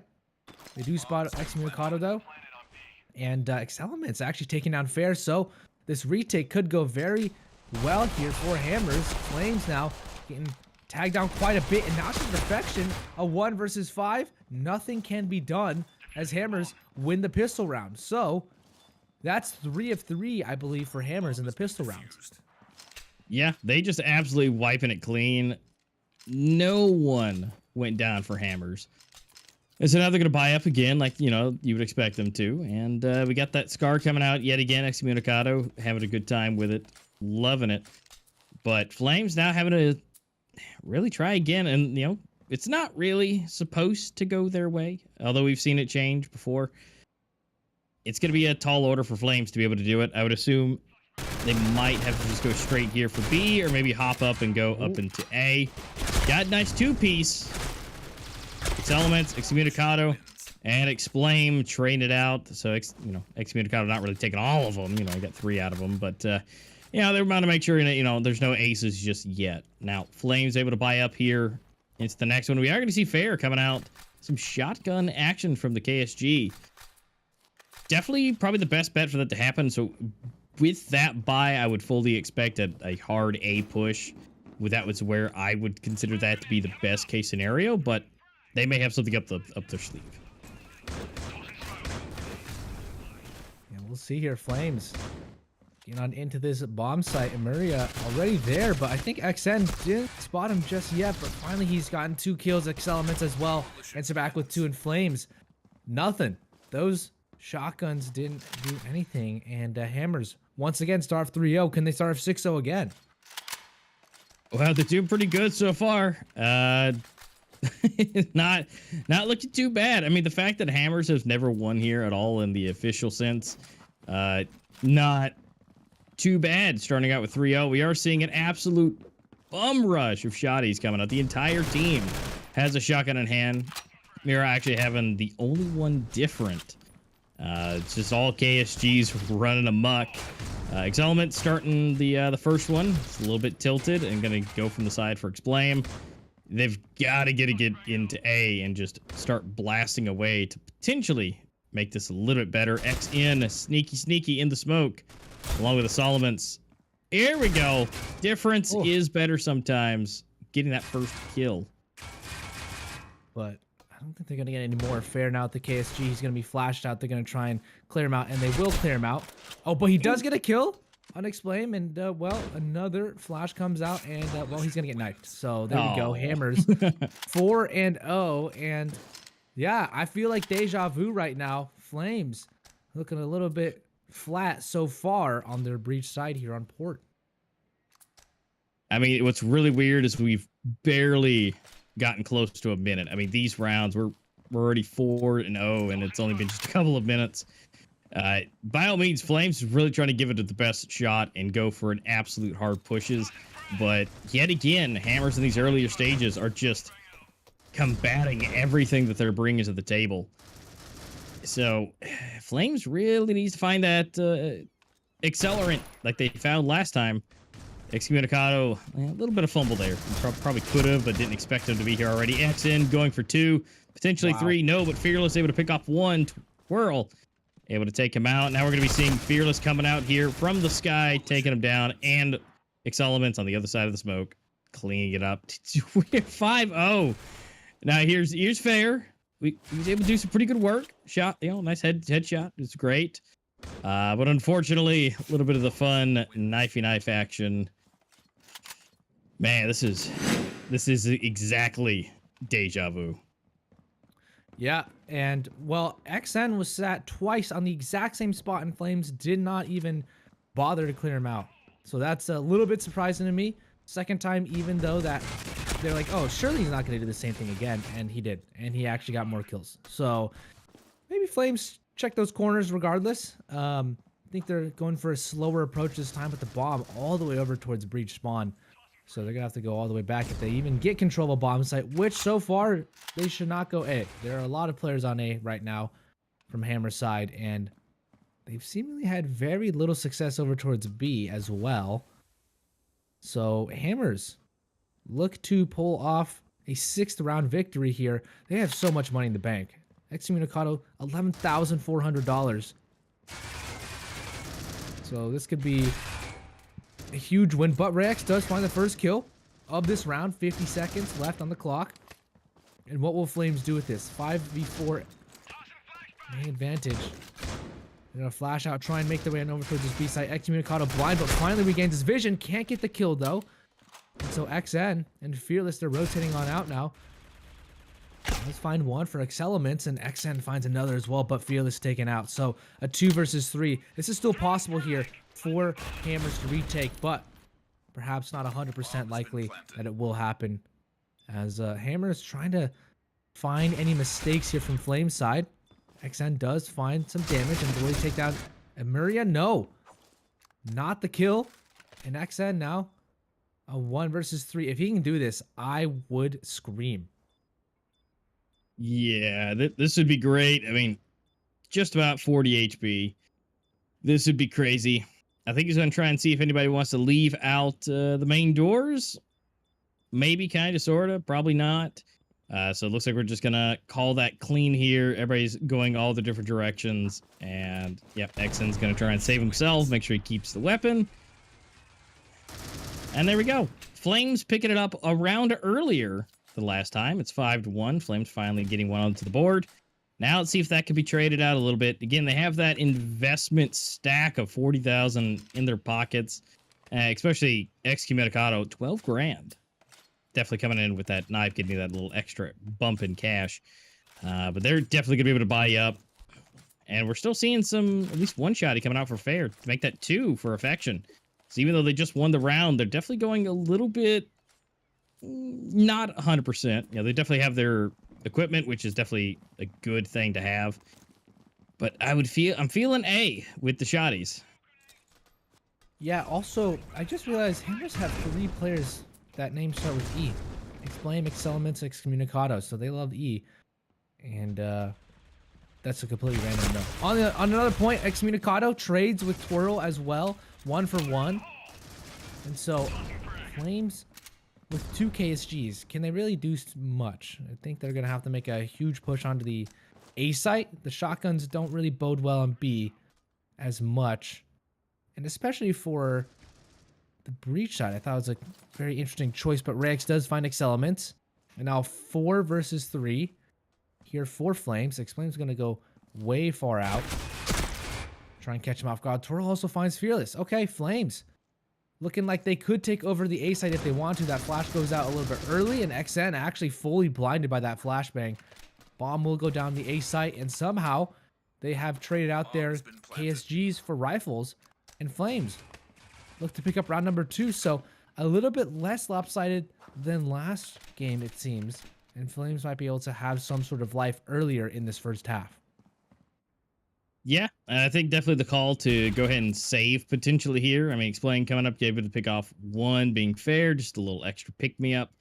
But definitely holding it, keeping the weapons. They're definitely minimizing the damage that's happening, even though a 2 versus 3 is definitely more than possible. Obviously, the timer is running out now.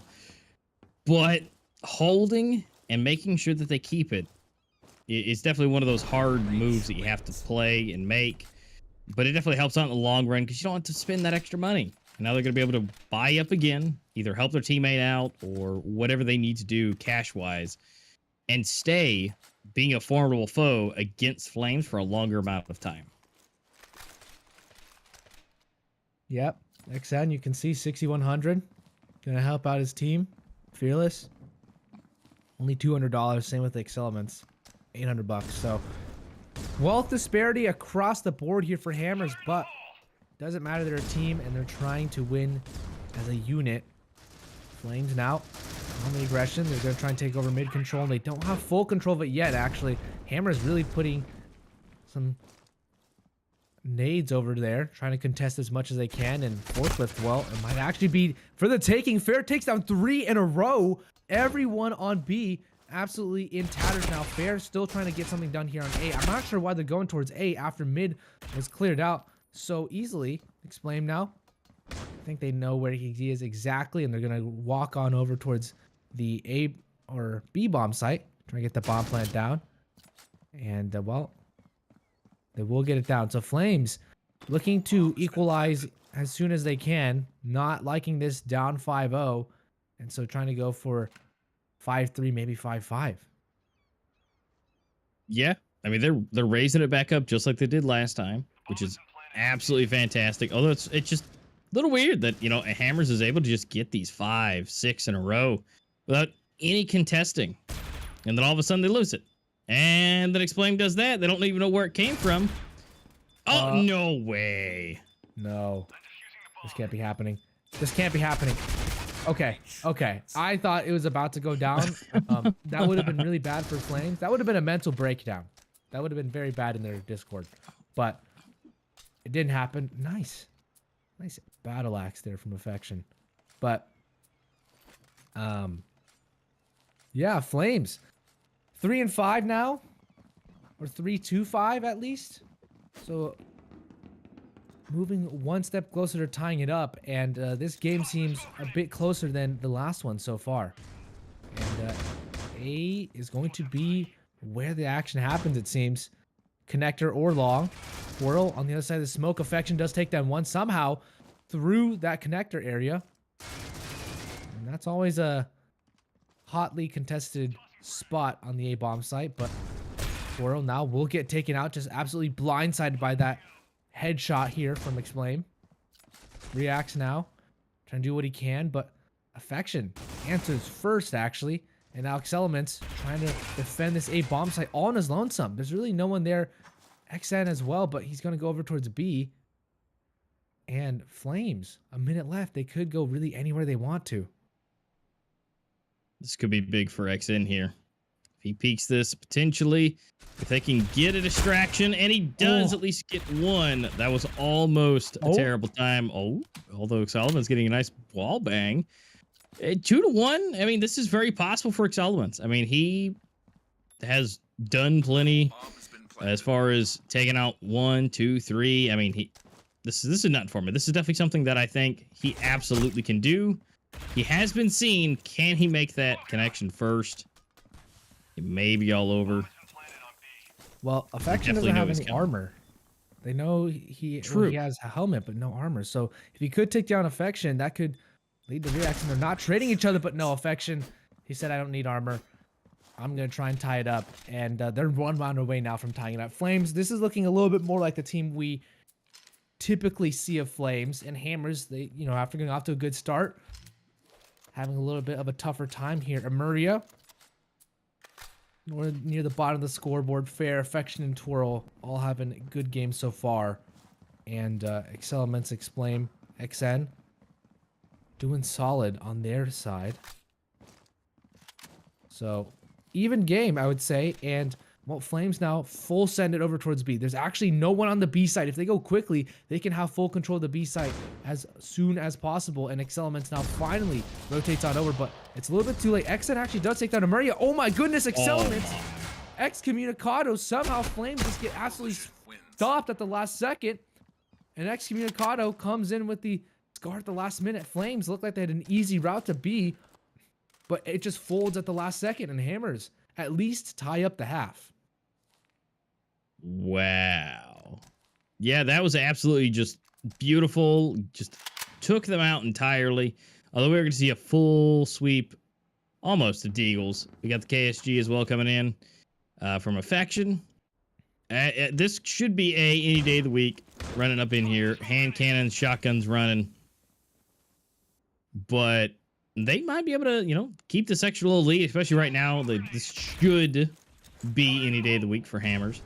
We're going to see a little bit of that contesting action here. Fearless going to be the first one to get it. Fair going down. Tilting it just a little bit in their favor. Although, wow. Rex actually able to take down one. Excellement's going down. And being able to retrieve the AUG. So that, again, slowly turning it a little bit different. Excommunicado, again, even to get out. They're going back and forth, 1 for 1. But let's see if they can make this happen. Twirl, 1. X in another. Again, just trading back for Affection. Still has not really made that KSG that useful just yet. Potentially maybe here for Explain to get a head blast, but that forklift is definitely going to help. Yeah, they spotted him out now. Last player alive, and well, he realizes the limitations of his shotgun. He did some damage, but no cigar. So yeah, here, Excellements. He got the double lineup over there over towards long, and then Excommunicado came from behind and got 2 more as well. So yeah, that was Excommunicado really sealing the deal for them. Excellements as well with the 2 kills on the AUG really helped. So yeah, Flames, well, they are they're the ones actually on the other side. I think Hammers are winning right now, but we'll have to see here what can be done. Flames have a tough task ahead of them right now. Yeah, I mean, they're down by 3 rounds. It's not going to be the easiest thing. But we are getting a lot of equipment flying out, a lot of grenades, a little bit of extra damage being done. At least one break coming through. Amora just chilling at 35 on that lovely armor. So it's looking better for the side of Hammers, but again, one good shot could change that. They still haven't made that choice yet. It might be B, which would be all to Fearless on that side. Elements does get to see a nice little shoulder, and they're going to go ahead and rotate into B, although again, Fearless might get caught off guard, which he does. And now they got to go for that rotation and get into the B site and catch up. The bomb's not planted yet, so they might be able to at least get in there before that happens, but now they've got some information of where they're going. Bomb has been planted.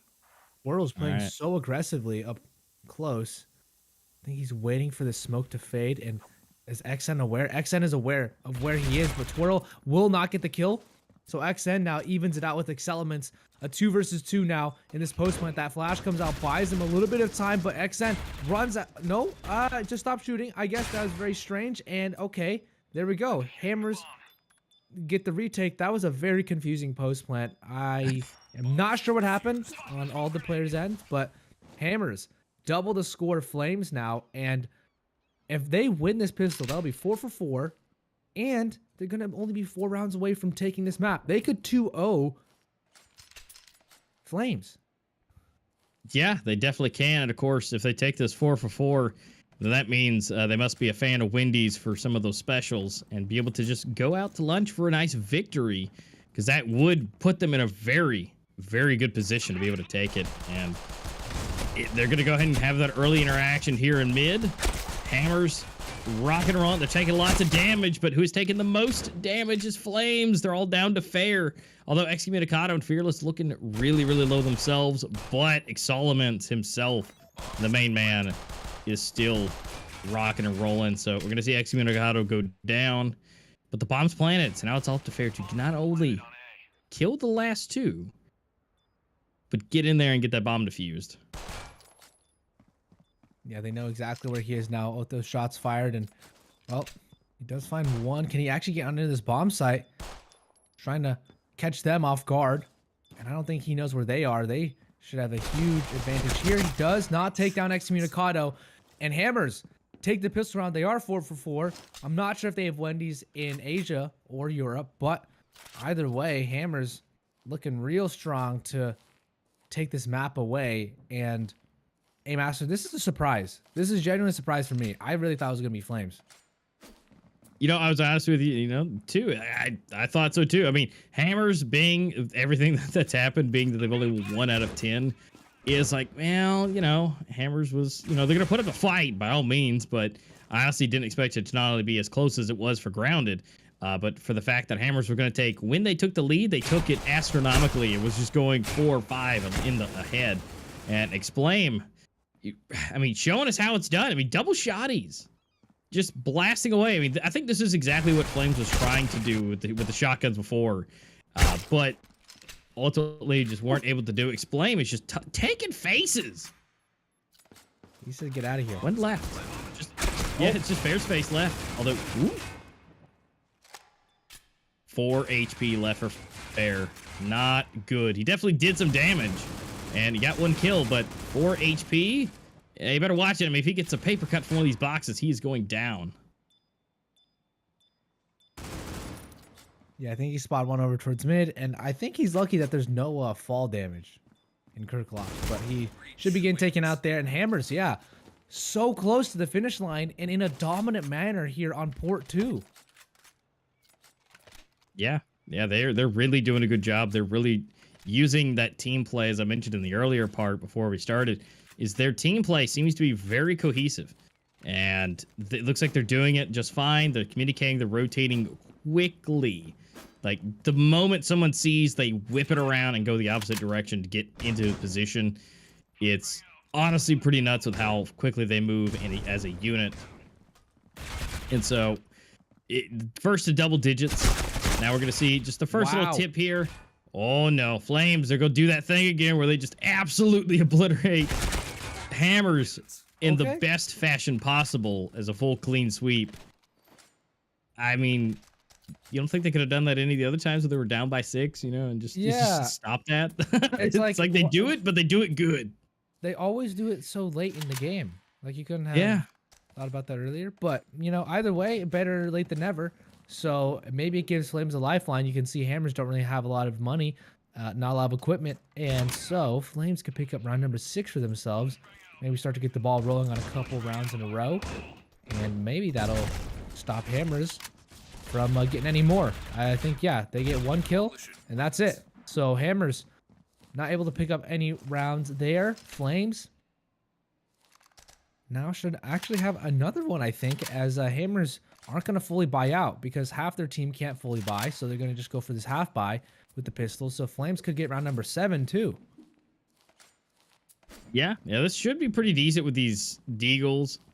We've seen it done before. They should be able to, I would say at least 2. If they can able to retrieve the weapon, that would be even better, and that would actually put them into a good chance of being able to take the round and be able to flip it over. Fair being the one over here off to the side, potentially to lose his SG. Ooh, being able to get a little bit extra damage. No calls for rotation yet. He doesn't exactly know how many, especially with Rex showing off over there at the end. And here we go. Explain able to get that. If they can get up in there and get that weapon, we are going to see Mura coming in. That is going to be picked up by X Elements and is going to potentially push you in here. Or they might rotate back.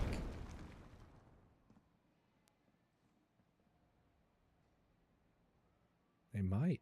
A minute left. I think if Flames peek out and Hammers get a kill, they'll rush out, but they're not even there to get a pick anymore. So Twirl has correctly stayed over towards mid, not revealed his position just yet, and now they know where he is. Last second move has allowed him to relay key information to his team, and now Reax is sitting over towards mid. They still haven't crossed just yet. Twirl now finds one, Reax to the perfect exact situation for the Scar. Long range shots necessary, and now Hammers looking unable to convert. So yeah, Flames round number 7 for themselves, and it's feeling once again like the map of Grounded. Yeah, and I mean Flames, it's like when they do it, they look so good, so elegant, so strong, until they just keep losing it. And it's like it's all or nothing almost. Like it, you know, they lose the round, it's a little bit of a fight, but you see them losing, and then all of a sudden, poof, they've just wiped the entire team. And they look super strong. Their reticles are where they need to be. They're on point with it.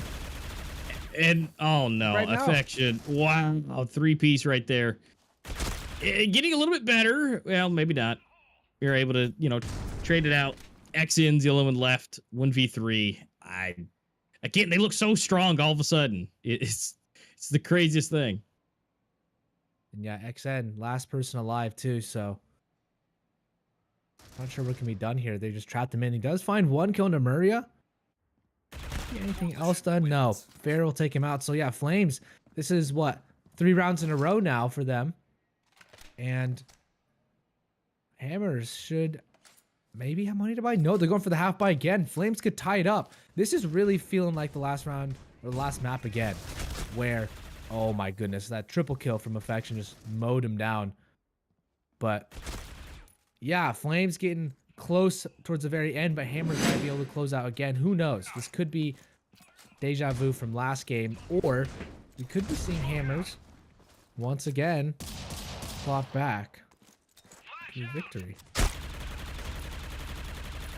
Well, let's see what they can do with all of these Deagles. They're definitely wanting to save as much as possible, especially for these later ones. Twirl, able to take down Excommunicado. Element's going down. Fearless.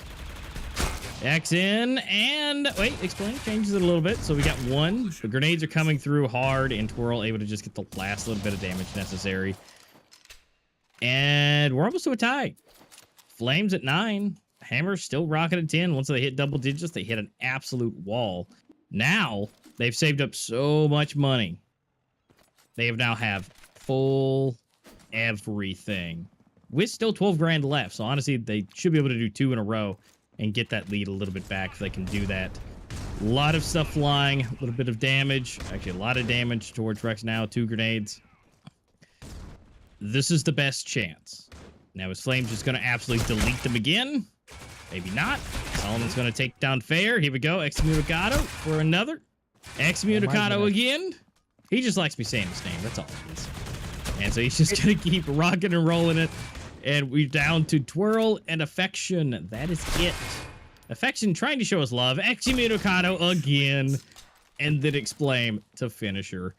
Up to 11. So now it's only 2 rounds left separating them. They're looking really good. 30 grand in their pockets. All they had to do is line the trinkets again for their grenades. They're looking super strong.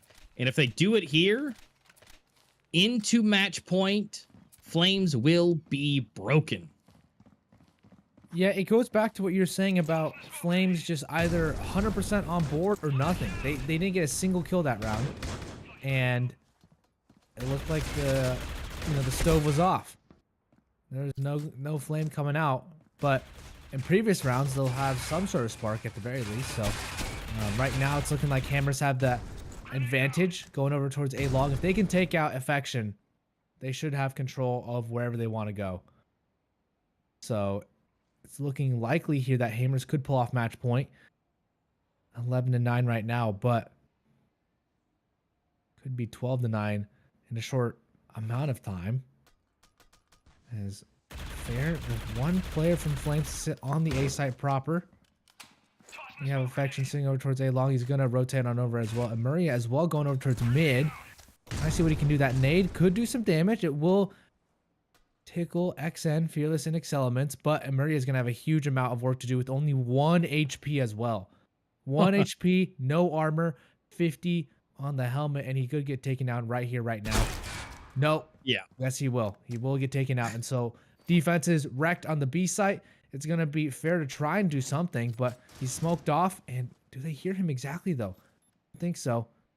He's going to have to walk through that smoke to get anything done. He can't see anything just yet. He spots 1. Can he get 2? Yes, he can. This is a huge opportunity for him. Flames now have to come in for this retake. This is the best chance they've had to stop Hammers from getting onto match point now. And they know there's probably someone behind them. It seems no. This is the teammate. And do they know where the other players are? Hammers playing this to perfection right now, sitting over towards long, and Fair is just trying to go for this defuse that push out as well. And Exclaim, can he get the kill? Yes, he gets both necessary, and Hammers take it to match point. The retake unsuccessful here for Flames, and Hammers look to 2-0 Flames in this best of 2 series. A pretty big upset. Yeah, and again, 48% of you guys, 47%, being able to think that Hammers could do this. Apparently, some people just knew a little bit more than meets the eye as far as their stats go. I mean, they are match point 1 away from being able to take this, and it's Excommunicado riding it into the sunset, getting 2 already. It is now up to the last 3 players of Flames to be able to keep them into this. It may not be exactly the best, but here we go. Fearless, Excelements, and it's all up to Affection to do the clutch, and that is Exclaim to clean it up for a 13-9. Wow. Flames left the server so quick. Do you see that? No one even in the game anymore. They don't want to show their face. Wow. 13-9 victory for Hammers, and they get their points. This is the most points they've ever gotten in a single period, and I actually think that this might actually move them up, because this is 3 points for them. They can move up to actually 6th place now.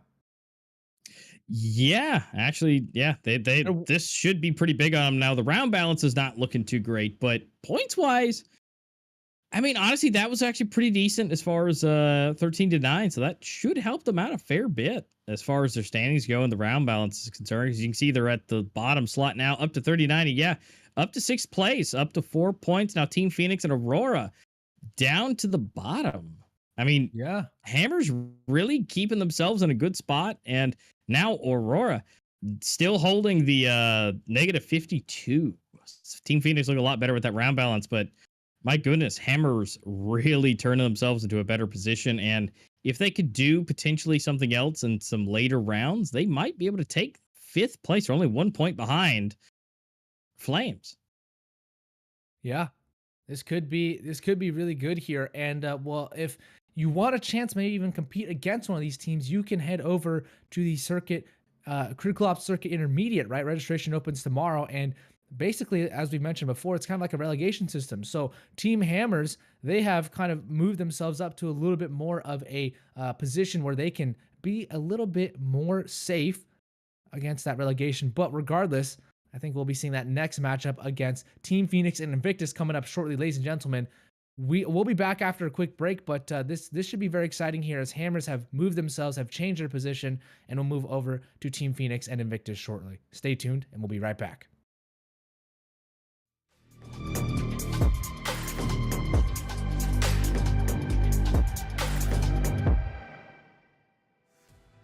Striking line out of there. Vitaly in a tough spot, throwing out a frag grenade. He gets dropped quickly. Actually, no, excuse me. He's still alive. That was just a quick, I was like, phenomenal timing right there by Mr. Crosby behind the scenes. I thought he went down. 36 seconds down on the clock. They got to make that move. 3 players left alive here for Team Rain, but they're locking this site down. This is the point you know it's going to be B. How do you make that rotation? Nax is moving over and he's going to position himself behind the concrete. And folks, this is concrete. It's not a facade made of cardboard and styrofoam. It is concrete. It's hard to shoot through. He's in a good spot, but he's got to be careful because they have that extra elevation. No way. He just deletes the elevation. He doesn't care. He starts a rock slide right there. 2 players are now dropped here on their side. Noxic finding Vitaly as he comes out double doors there. Wives is here as an absolute unit. They even brought this back. It's a 1v1, but Noxic is going to climb. Some impressive showing from him early, but I don't think he's going to decide to do that.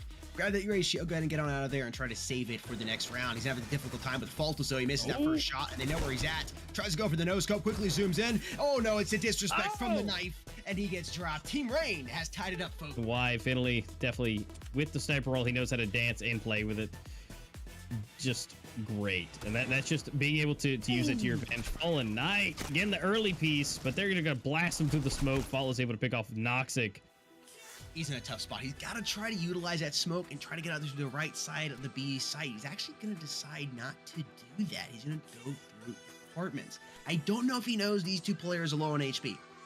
I don't know if everybody's like, okay, I tagged Nax, I tagged Vitaly. They're low. They're one shot, dude. That's like, really one shot? No, but... Well, he's just going to decide to save? I think...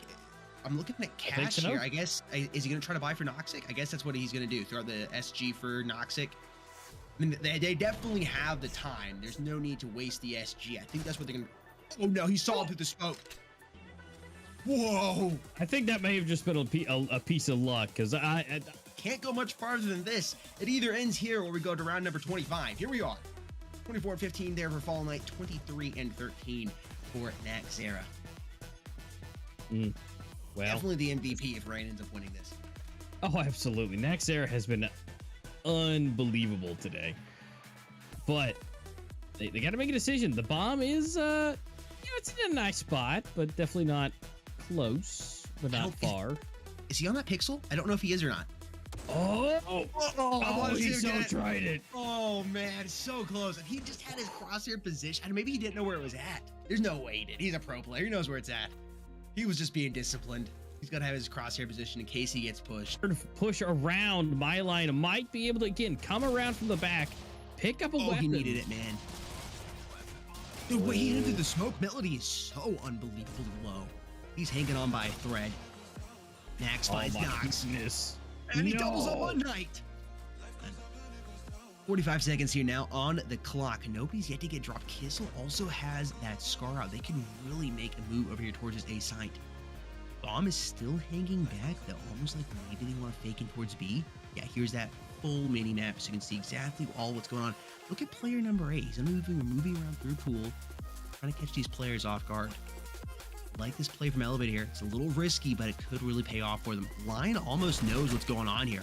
You gotta have that AR aim down sights. You can't be walking around not ADS'd, man. And oh my gosh. Ooh, well, it's Fallen Knight that's left, but Naxera, look at him go. He's hunting for blood. Still bombarding him. Shadow flies in, gets the headshot. Explain coming through. Jeff was probably gonna get him. No, definitely not. Explain seems to be the kind of the clutch player here. Now, Exelement's definitely not looking where he needs to. I mean, I guess maybe if you're going to go for the spray, but they now know he's there.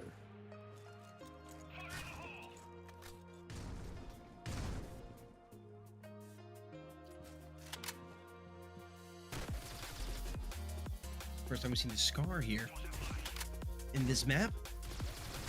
Jump it down. It's all, oh wow. That's how you hip fire with it. That was so fast.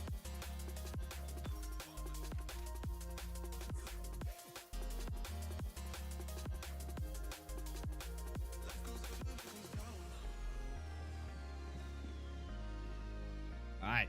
It is now match point. You said Team Phoenix. One more away. Oh, Star. What? All right, maybe they're not one away. It's about to be match point for both teams because The clouds have been covering his brightness all night, man. Finally, he's able to shine just a little bit there. I mean, you'd expect, we talked a little bit ahead of time, that is kind of the most experienced person. We kind of expected some big stuff, which he's still doing great, number 2. But that really. Some dueling KSGs, Excommunicado pulling out, and Master Sadak is pulling it out here. First out of Team Phoenix, everybody else opting to go ahead and do a little bit of a save. The XDs for them. Should be an easy round here for Hammers, closing the score gap back down to only 2. Oh man, hello, 1, 2, 3! Oh! I take it back, it's only 2, and Chain was in there taking the other kill away. Star comes behind. Okay, I'd have to go back and watch the. They just went in, they ran and they did run and gun, and that's some extra money that Mayhem prevented, maybe inadvertently, because they died so fast. Vortex didn't even need to try and go for the bomb plant. But either way, Vortex have a 2-0 lead right now. And Mayhem, now they're on the M4s, now they're on the AUGs. We'll see here, Vortex, you can see they're slightly adjusting now that it is a rifle round. And Vortex will have to figure out what they're going to do here. Ox already doing some damage on Verno. And Artis will take down not Verno. Already one down that flash. He's going to blind Teether. Yes, he does get that kill as well. And Mid absolutely on a tear rampage right now, and not a single kill there. Very, very confident, especially just watching them over the last couple of rounds with how they set their economy up. I think they're feeling this and ready to take the lead even higher. Max and Artis starting off strong here. Gab's going to go ahead and dip on down and reposition with a little bit extra cover in front of him. Verno down low on HP. Arkeezy getting hit with a nice frag grenade, and that bomb is working its way around here. Looks like B is going to be the side of choice. You can see the rotation coming in from Vortex right now. 2 players have entered that B site. Artis is back here trying not to make a lot of noise. He's got his easel up, and he's looking to find some kills. Gab's popping around the corner. Oh, this is going to be close. He doesn't know he's there. He's going to catch him off guard. Oh, no! He's too low on HP! Oh, my goodness. The whiff of a century. Sorry. Q, multiple shots being fired down here. B long, making a little bit of noise, but I'm getting the feeling they're going to start the rotation over here towards the A site. You can see player number 8, Tapsta, is slowly moving around here, bringing up that full view here of the minimap. And there's that rotation starting right now. They're working their way around. They might still be sticking with B. I'm not totally sure yet. No, I think they're going A. Arkeezy needs to win this, but he's going to lose. Tapsta's got the better rifle and drops him. Low on HP, though. Yeah, and he's going to get pressure here from both sides, Borges, but he will get taken down. Does get one in return, but can they get this bomb plant down? Yes, they will. Somehow they get it down. Max still going to get confronted. Yes, he will. Insane 1 versus 2, and he gets the win. No. And he tries to retreat back. He calls his teammates over. The hit will be over towards A. The bomb already getting planted on this A bomb site. But luckily, no one from Mayhem 5 playing on the site, which means no one is dead just yet. So it's going to be a 5 versus 5 retake. Very tough here. Vortex have, I would say, the slight advantage as the bomb is already ticking down, and once again that ping is in their favor. So now Mayhem 5 are going to have to go up against a stacked, loaded bomb site. Artist is going to throw that nade, try and push them out, try and force them out. That nade does good amount of damage to Thur, and Borges as well taken out. So now the retake getting on him here. Arkeezy does find one, Gabs finds another, and this coalition retake absolutely floundered by Vortex's post-plant positions. Vortex will pick up the pistol round, and that... This is all she wrote here. Utilities going over, and Vortex HQ taking an interesting approach here, moving through mid. They're all very, very grouped up and close. Max is the first to enter. He is looking around to see if he can find anybody. Nobody's there. Arkeezy's in the first to strike, putting that Artist onto the ground. Mayhem 5 already down a man here. The bomb is being planted, which is going to switch the roles up of these teams. Now the Breach are on the defensive team. Vortex will be now on the offensive. Insane. 2 huge kills now, and it evens it out to a 3 versus 3. This is it, ladies and gentlemen. This is the entire matchup. Gabs now trying to come into. What can he do? He cannot get the kill on the Max, and now a 1 versus 2, Third versus Max, and Oxy does find 1 kill.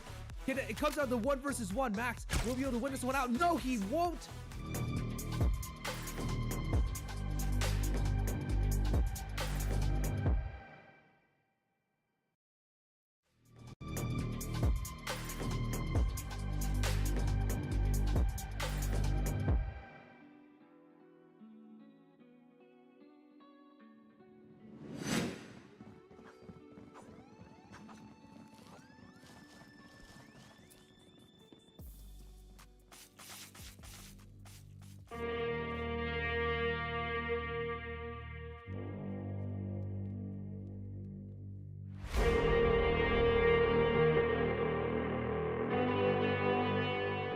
Once that flashbang goes off, he's tagged, finds the wall bang, trying to go for the 2K, he's able to pick it up, he's got one more player to get him to his brain up in front of sight, and he's not all he's got. Any other strategy right now? Goes with defense now. Is he gonna have time for this? Is he gonna have time for this? Is he gonna do it?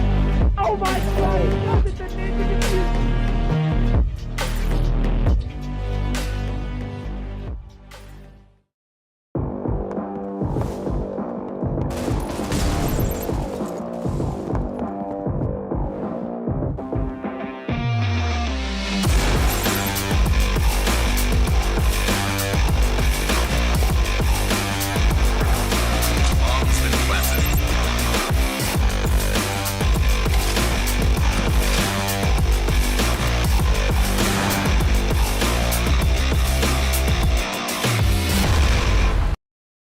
Don't you think it's time to up your game? Get to the next level with G Fuel Energy. Item selection, zero sugar, antioxidants, vitamins, character creation. Wow, looking good. Gamer words, DLC, XP, side quest. Look out, sweats. Build mode, flag, noob, squad up. G Fuel Energy. We made this commercial for you gamers.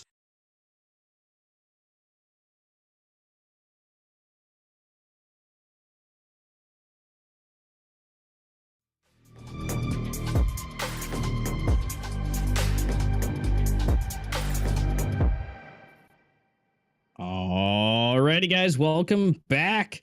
If you're just tuning in, welcome. I'm a master, and you may know him. He's a little bit of a familiar face. Cool Mark over here helping out on the Eurasia side. We just got done watching some absolutely ridiculous matches where Hammers, the lowest team in Pro League, absolutely pull out a 2-0 victory against the 6th place team and bumping everybody down a little bit. I mean, honestly, that's pretty nuts, honestly, to see what they were able to do and what they were able to achieve is monumental for them to be able to stay not only in Pro League and to avoid elimination for what's coming up into the future circuits. But what we do know, what we do have for you, at least right now, so you can keep yourself in the game, is with G Fuel with that 30% off deal, courtesy of G Fuel, to be able to bring you a little bit extra discount to save the wallet a little bit through some of these harsh times. They have lots of flavors, over 50 of them to choose from. I prefer me a good blue raspberry myself that I'm sipping on right now. But if you don't know what your preferred flavor is, you've got the starter kit. You guys can get your starter kit, some extra flavors, you know, a little bit of variety with the shaker to be able to try those out and figure out what you want. And again, use that promo code Esports Mobile for that 30% off. Yeah, thank you, G Fuel, for sponsoring and talking a little bit about some other cool things happening. Critical Ops Death, the new Lucky Spin.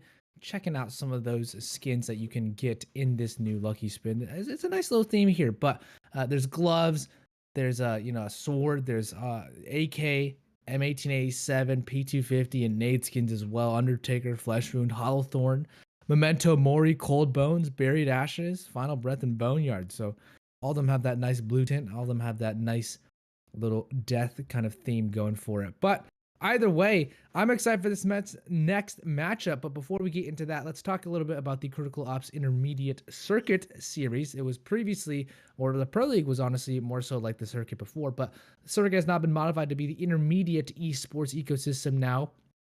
Registration opens tomorrow, April 10th. at play.mobileesports.org/app/circuit intermedia if you want to get more information. Prizes include $2,000 exclusive skin, that circuit emblem, and credits and cases. So if you want to check it out and maybe even be in Pro League eventually, right? If you play your way up to the top, you will face off against some of the teams here for Pro League. So that could be really cool. And we'd love to see some of you, maybe if you have a team in the Pro League. But our next matchup here for Pro League is Team Phoenix versus Invictus, the one of the top teams inside of the entire Eurasia circuit, or the entire Eurasia League at least, which is Invictus. They're number 2 in the rankings. They have 13 points.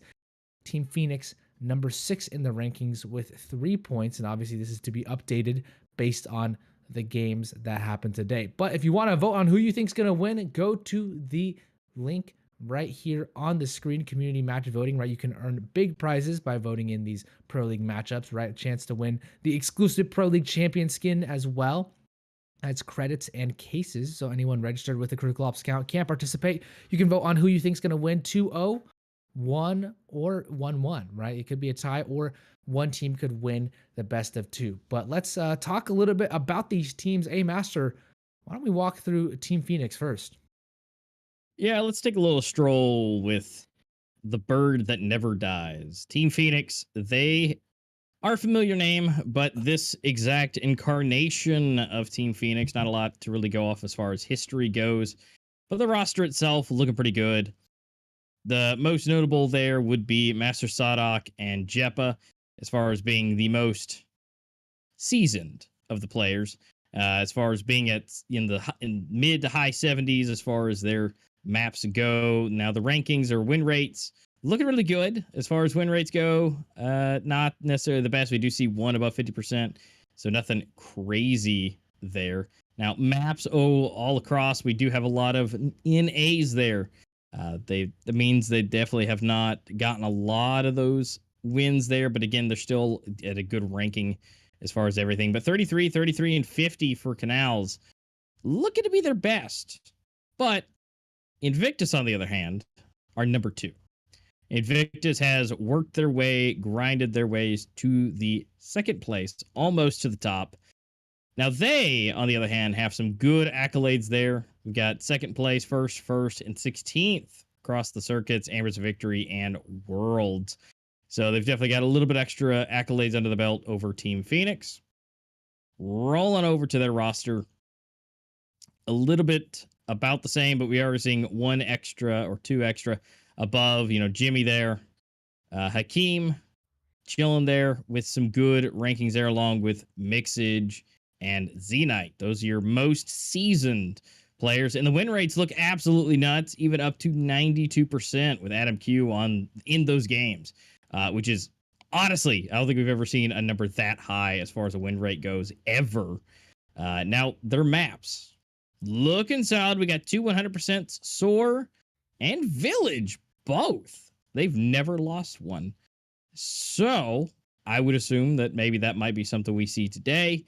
But we got to find out that later. But overall, everything is nothing below 60%. So honestly, Invictus is looking super, super strong. Yeah, looking at their win rates overall, Team Phoenix have 10 maps played and a 30% win rate across all of their maps. Invictus have 103 maps played, so that's over 10 times more, and they have a 74% win rate. So they not only have more maps played, more maps won, but let's take a look at these top players here. Adam Q versus Enchain, the top 2 rated players for both of these teams. Adam Q actually doesn't have that many maps played for Invictus, but Enchain has a little bit more, but the win rate much higher here for Adam Q, 92% versus 58%. So the top rated players on each of these teams respectively. Moving on a little bit down further, we'll see players maybe that have played more maps, and that's exactly Z-Knight, 88 maps with that support role, 73% win rate, 1.58 rating. Shadow has that support role, 35 maps played, 40% win rate, 1.28. But once again, Master and I have been a little bit tossed off by those stats before, right? We said Hammers should not be winning the last match, and they just won 2-0. So stats don't tell the full story. That being said, Invictus is one of the best teams here in the entire Pro League, in the entirety of Critical Ops. So they are very well rated there. Number 4 in the world. So you have Mixage here, Valley as well. 90 maps versus 46 maps played. A significantly higher, over 20% higher win rate as well, and a 0.3 higher rating than Valley from Team Phoenix. But We'll move on a little bit further there. Boom versus Hakeem, 26 maps to the 45. A little bit lower of a win rate and a little bit lower of a rating, but also it is a support versus an entry fragger role. So slightly different roles being played here as we move on further. And we'll get on with the match soon. I think Master Sadok versus Recurse. 75 maps played, actually. So more for Team Phoenix here versus that 38 for Recurse. And slightly higher rating and win rate for Recurse. As we move on to the final few players here. Hisoka versus Jimmy. A lot more maps played for Jimmy, 71 versus 4, and a much higher win rate and a much higher rating as well. But let's take a look here at the map pool for the Season 1 Plaza, Canals, right, as well as Village, Grounded, Raided, Port, Soar. So those are the maps that can be played. Which maps will be played, though? Let's go through the map vetoes, Team Phoenix versus Invictus, and we will go through shortly. So after this, after we see which maps are going to be played, we can get under the knife round. But what's the first map that's going to be banned here by Team Phoenix? Canals. So we will not be seeing Canals. And what will we not be seeing from Invictus' side? Port. No Port either, which means we'll be seeing Raid from Team Phoenix and Plaza. Okay, interesting. Raid and Plaza, two a little bit older maps that have been in the game for quite a while now. So I personally haven't seen Plaza in a fat minute, but let's see here what the community thinks, who will win here. And I think it seems a little bit lopsided, a little more than last time, A-Master. Invictus has quite a few more voters on there, and 78%, 18% for Team Phoenix, and 3% on the tie. That seems a little bit more one-sided than the 48% we saw last time. Yeah, definitely so. Everybody is definitely looking at Invictus and going, probably. Although there are the 3% down there at the bottom thinking that we might actually see a 1-1. I mean, honestly, Team Phoenix is still looking really nice. They still have good experience under their belt and with some good players nonetheless. I mean, again, Invictus definitely has shown out plenty more before and definitely has a little bit more of a fan favoriteness at this point. But still, depending on what the day is, which direction the wind's blowing, and who gets sweaty hands, it could be that 1-1, or it could just be an entirely upset and Team Phoenix walk home with it. But Invictus isn't going to let it go easy. We still have to figure out what side they're going to be on as far as knives go. I do know from a little bit of behind the scenes that Master Sadok will be the in-game leader number 2. Apparently, Boom is going to be the one in-game leading this matchup. So we'll see how good his choices are and where that's going to leave them here on the first one here on Raid. Maybe it's a better pick. Maybe he knows the map just a little bit better. But again, we got to figure out here into the knife whose side, what's going to be. Is it going to be Team Phoenix or is it going to be Invictus to win the hack and slash to figure out which side for the pistol? Let's check it out here on the first map of Raid. Should be interesting here for Team Phoenix, as A-Master did mention that switch of IGLs, and well, we'll see here. And okay, Mixage tried an interesting strat. He's now, just there, just next to the brewery, and it seems that Team Phoenix, maybe they'll win this one out. Yeah, they will. They'll win it out. So, interesting strategy to sit in the middle, and yeah, that was an attempt there from Mixage, but I think it really ended up in anything. So we'll see which players these teams end up having. And I think Phoenix will start on the Coalition side, Invictus on the Breach side, as it seems we've gotten word from. And let's get into this. Best of 2 should be quite exciting here. Invictus, the fan favorites, the statistical favorites, but we've seen some upsets today. So that doesn't necessarily mean that just because they're favored to win that they will. But either way, Invictus here starting strong on the Breach side, going very fast over towards A here on Raid. Not wasting a single second. Mixage is going to throw that nade over. And, well, here we go. A is going to be under attack. Sadok trying to do what he can, but Adam Q already on the site. And the bomb will get planted already. That's 30 seconds left. Invictus are quick to the trigger. Hakeem does find 1 kill with the bomb already planted, which means that, well, Team Phoenix is going to have to go in for this very interesting retake. Mixage finds 1, finds 2. Can he find 3? He does not find it. Can he go for the knife? Almost gets that knife onto InChain. And it leaves him in a 1 versus 3 situation. And that's going to be it here. So Invictus, very quick. to win that pistol round out. And while Team Phoenix just not really prepared on that A bomb site. No, it doesn't look like they are. Now they've definitely at least have a little bit of a taste of what Invictus is ready to bring to the table. And they're going to be able to have that first round. They're going to have that advantage. Adam Q rocking out with the KSG. So definitely want to save a little bit of that money just in case. But it seems to be at least working order, at least for one. Adam able to pick off one. And just unfortunately, InChain seems to be the only one to get one of two. But Invictus is going to go ahead and just pick it up. It's going to be two quite easily. Now we're going to see the full buy up from Team Phoenix to see if they can combat against a full buy for Invictus for the first time on the first map of the best of two. Yeah, this is going really quick so far. Invictus seem to have a strategy for everything in mind. For Shadow trying to spam through all across the entire map, see what he can be done. But Invictus now slow it down just a little bit. They had quite a fast first two rounds. Round three will be a little bit slower, and seems that's going to be over towards B with only one player on the B site proper. And Shane will make his way on over to support, but he's going to be met with a flurry of bullets here as Invictus tactical in their decision to peek out. That's when it goes down. Ryan. Adam Q aware of his position, and Shane now does find one, and Valley as well finds another, so they're going to fall back out. The bomb should get planted on the site. Oh no, Mixage caught off guard just trying to walk with the knife out. Interestingly enough, the bomb goes down. So a 2 versus 4, Z-Knight and Malik versus Shadow, Valley, and Chain and Boom. Invictus have a tough task ahead of them.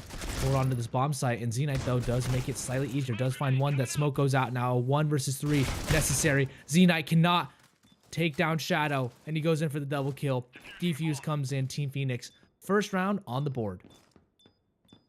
Yeah, not too bad. I mean, they honestly executed that very well, and the fact that over half the team is still alive, I mean, they really did a good job at isolating that and really hopping in and taking them out and getting the bomb defused. Although Invictus is going to have a little bit of that extra cash due to getting the bomb planted, but overall, not the worst thing. Team Phoenix with that 33% win rate here on raid, where Invictus has 75% chance, at least overall. So adding that up together looks really good for Invictus, but Team Phoenix, let's continue to watch them and see how they play. If they can keep doing what they just did, they should be a decent chance for them to prevent Invictus from getting the bomb planted. But it looks like it's going to be a push, which we do have 2 mainly, and then 1 underground to be able to, or up top and be able to swoop back around. So it's possible they're going to make their way in. Valley's given the Q, potentially. They're repositioning, but nothing just yet. Yeah, 2 years still on the B site. It's very interesting how late that rotation was. I think they were just trying to confirm that the bomb was getting planted before rotating on over. But Invictus now trying to hold on post point. Every second that they stay alive is a second closer to winning the round. And now Team Phoenix, the opposite thought for them. They're going to actually smoke it out. Trying to create some confusion here as they try and go in for this retake. Shadow does find one, mixes, enters back, and chaos here as trades go back and forth, currently in favor of Invictus, but now evened up 2 versus 1, 1 versus 1, and it's Z-Knight versus Sadok. Who's going to win this one? It's going to be Sadok to clutch it out, and the defuse comes in. Does he have time?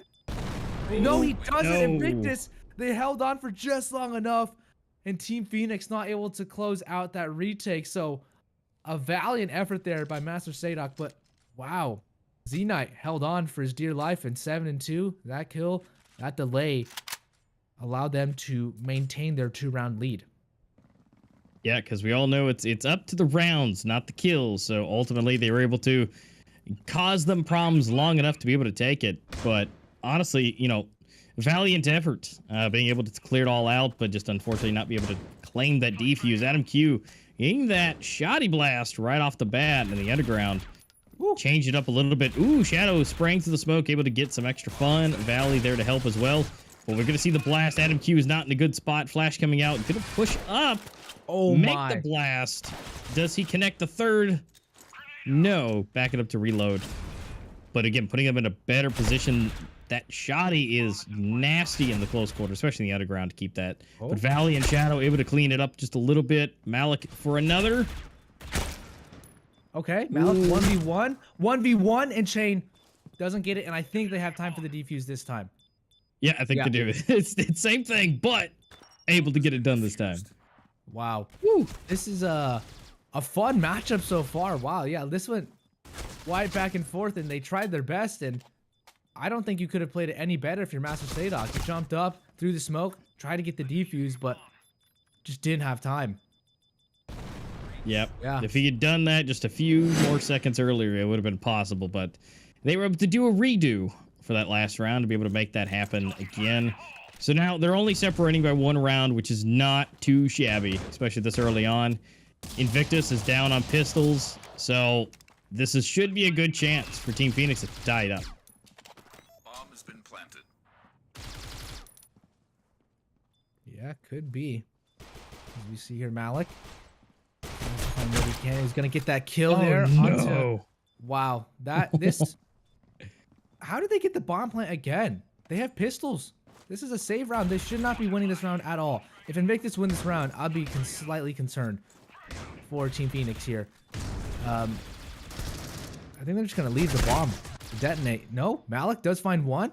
Are they trying to spot him as much as they can? Malik finds 2. What? Can they get more done? Malik has finally gotten taken out there. And are they gonna stop him from being diffused? Yes! So what? What, Adam? You savage! Absolute beast! Knives to diffuser, and Invictus win a full eco. This is why they're ranked number 5 in the world. Or, yeah. Well, yep, so that just happened. Good job for Invictus for going out in the absolute best style possible. And that is the second time in 7 rounds that everyone has died, and the rest to the bomb in just under double digits. That is insane. But they are able to just fly up in there and get this to happen. And again, look, we're doing it again. There's no contesting. They're just rolling up in here. B should be planted at this point. Now, we may have some extra fun. It's pistols. But the bomb's going to go down. And there's not a whole lot they can do unless they can just get an absolute blast worthiness of pistols. Ooh. Nice flick. Team Phoenix they're paranoid. They went all towards A because they're like, oh my god, they go on A every single round now. And the one time they don't go, or the one time Team Phoenix is prepared, Invictus don't go. So it's a mind game that Invictus are playing right now. They know exactly what they're doing, and this is something I have to say I really enjoy about Invictus. They are keen on getting the bomb plant. That is their objective every single time, because they know once they get the bomb plant, they have a huge advantage. And as we've seen, almost every round they've won, they've gotten the bomb plant. Even the rounds they haven't won, they still have gotten the bomb plant. And that keeps them in a very good position, economically speaking, because you get an extra $1,100, right, with that bomb plant. So it continues to allow them to do these crazy rounds like this, where Malik gets 2 kills, right? And Adam just runs through the smoke and just knifes the diffuser. Like that. Valley. And yeah, it's just chaos, and Invictus cause chaos, and they think they thrive in chaos, which is something interesting to note from them. I'm not sure other teams can handle that chaos as much as they can, but we'll see here. Invictus 5-2 as Team Phoenix full AUG setup and Invictus full SG setup. It's going to be a might or a fight of the mites, and Boom answers first. Mixage taken down. Sadok in a nice off-angle position. And that smoke, once it dissipates, well then they'll have a battle here. Same thing on the other side towards B long. Master Sadok does take down Akeem. So a 1 versus 5 now. Z Knight, he's gonna have to clutch it out. He's been good so far, but don't know if it's possible. And yeah, walks out with the knife out, so no kill there. But 3-5 now. Yeah, I mean, they're answering it pretty decently. I mean, for the most part. I mean, don't be wrong, Invictus definitely with those mind games making it look easy, just getting those bomb plants. That extra cash is really keeping them into play. Because if anything, just keep getting the bomb plants. I've seen it, you know, and I'm sure you have too, plenty of times in the Americas. If you keep getting the bomb planted, you're going to stay in the game a whole lot longer. That money really starts stacking up when you do it every single round. And it's such a huge deal. And what's definitely a big deal is Mix is getting a 2-piece with his shotty, and Malik able to pick off 1. So it's now 2-3 with Master Sadok and In Chain having to go up against two shotties, and Malik, which we've seen him do some nasty work with that SG. So it depends on which way they come, which way they go. It may spell death with those shotguns. Interesting flashbang. They're going to try and delay as much as possible. And Invictus, once again, so good. Malik still has a flash as well. Z-Knight takes one out, and Chain also gone. And, well, they didn't even need to use the flashbang. And they upgrade their weapons. Invictus, they really are showing right now why they are so strong as a team. Yeah, definitely. And the fact they got those freebie upgrades, again, keeps that money in the pocket. And the fact that they're able to use the KSGs so well to be able to provide that extra damage. Z-Knight just getting really close and personal, ready for a barrel stuff. And at this point, they got to change something around a little bit for Team Phoenix. I mean, they're definitely not doing bad. They just got to get to where they need to go. I feel like Invictus is just walking in almost every time and getting into the bomb site, especially A. It just seems to be the Achilles heel. Yeah, their utility usage is so strong here, and I think that's one thing. I'll say it. This is one of the only maps I think that is breach sided. So Invictus, I think, are doing what is expected and having a very good breach side, but they're using the utility well to force out Team Phoenix from all their positions. And even if Team Phoenix throw counter utility, they're still blind. They're still naded out. They're still smoked out, so they can't see anything because Invictus throws it first. So unless Team Phoenix go on the aggression on the Coalition side, it seems like Invictus are just going to run all over them for now. Yeah, and that might be what they need to do. I mean, they really need to meet them at the door as soon as they're rolling into A and or B. You know, they're able to really get into those bomb sites, but they've got to meet them as soon as they get there to potentially throw them off. Oh, okay. Works out, at least one, right? But, you know, there's still plenty more left to go. But Invictus, I mean, they're racking it up 7-3. Yeah, full utility, full nades, right, for Invictus. So same thing on the side of Team Phoenix. This is going to be a cluster of a round as nades going over towards long. Mixage, Malik, Adam Q all take a little bit of damage. And the armor actually gone for Mixage. So boom, if he spams right now, he could get a good amount of damage done, but he's going to just sit there and try and wait for them to fall back or push in front of him. Sitting still here, Malik takes him out. So boom, gone, bomb down, and Invictus do this every time. Create chaos, and Chain though finds 1-2 kills. Does good damage on the Z-Knight as well. And Valley tries to get more damage, but no, it's a 3 versus 2 now. Low for every single player on Invictus though. Master Sadok tried to find one. Shadow still can do this. He still has more HP than all of them combined. He does find Hakeem. Can he find Z-Knight right now?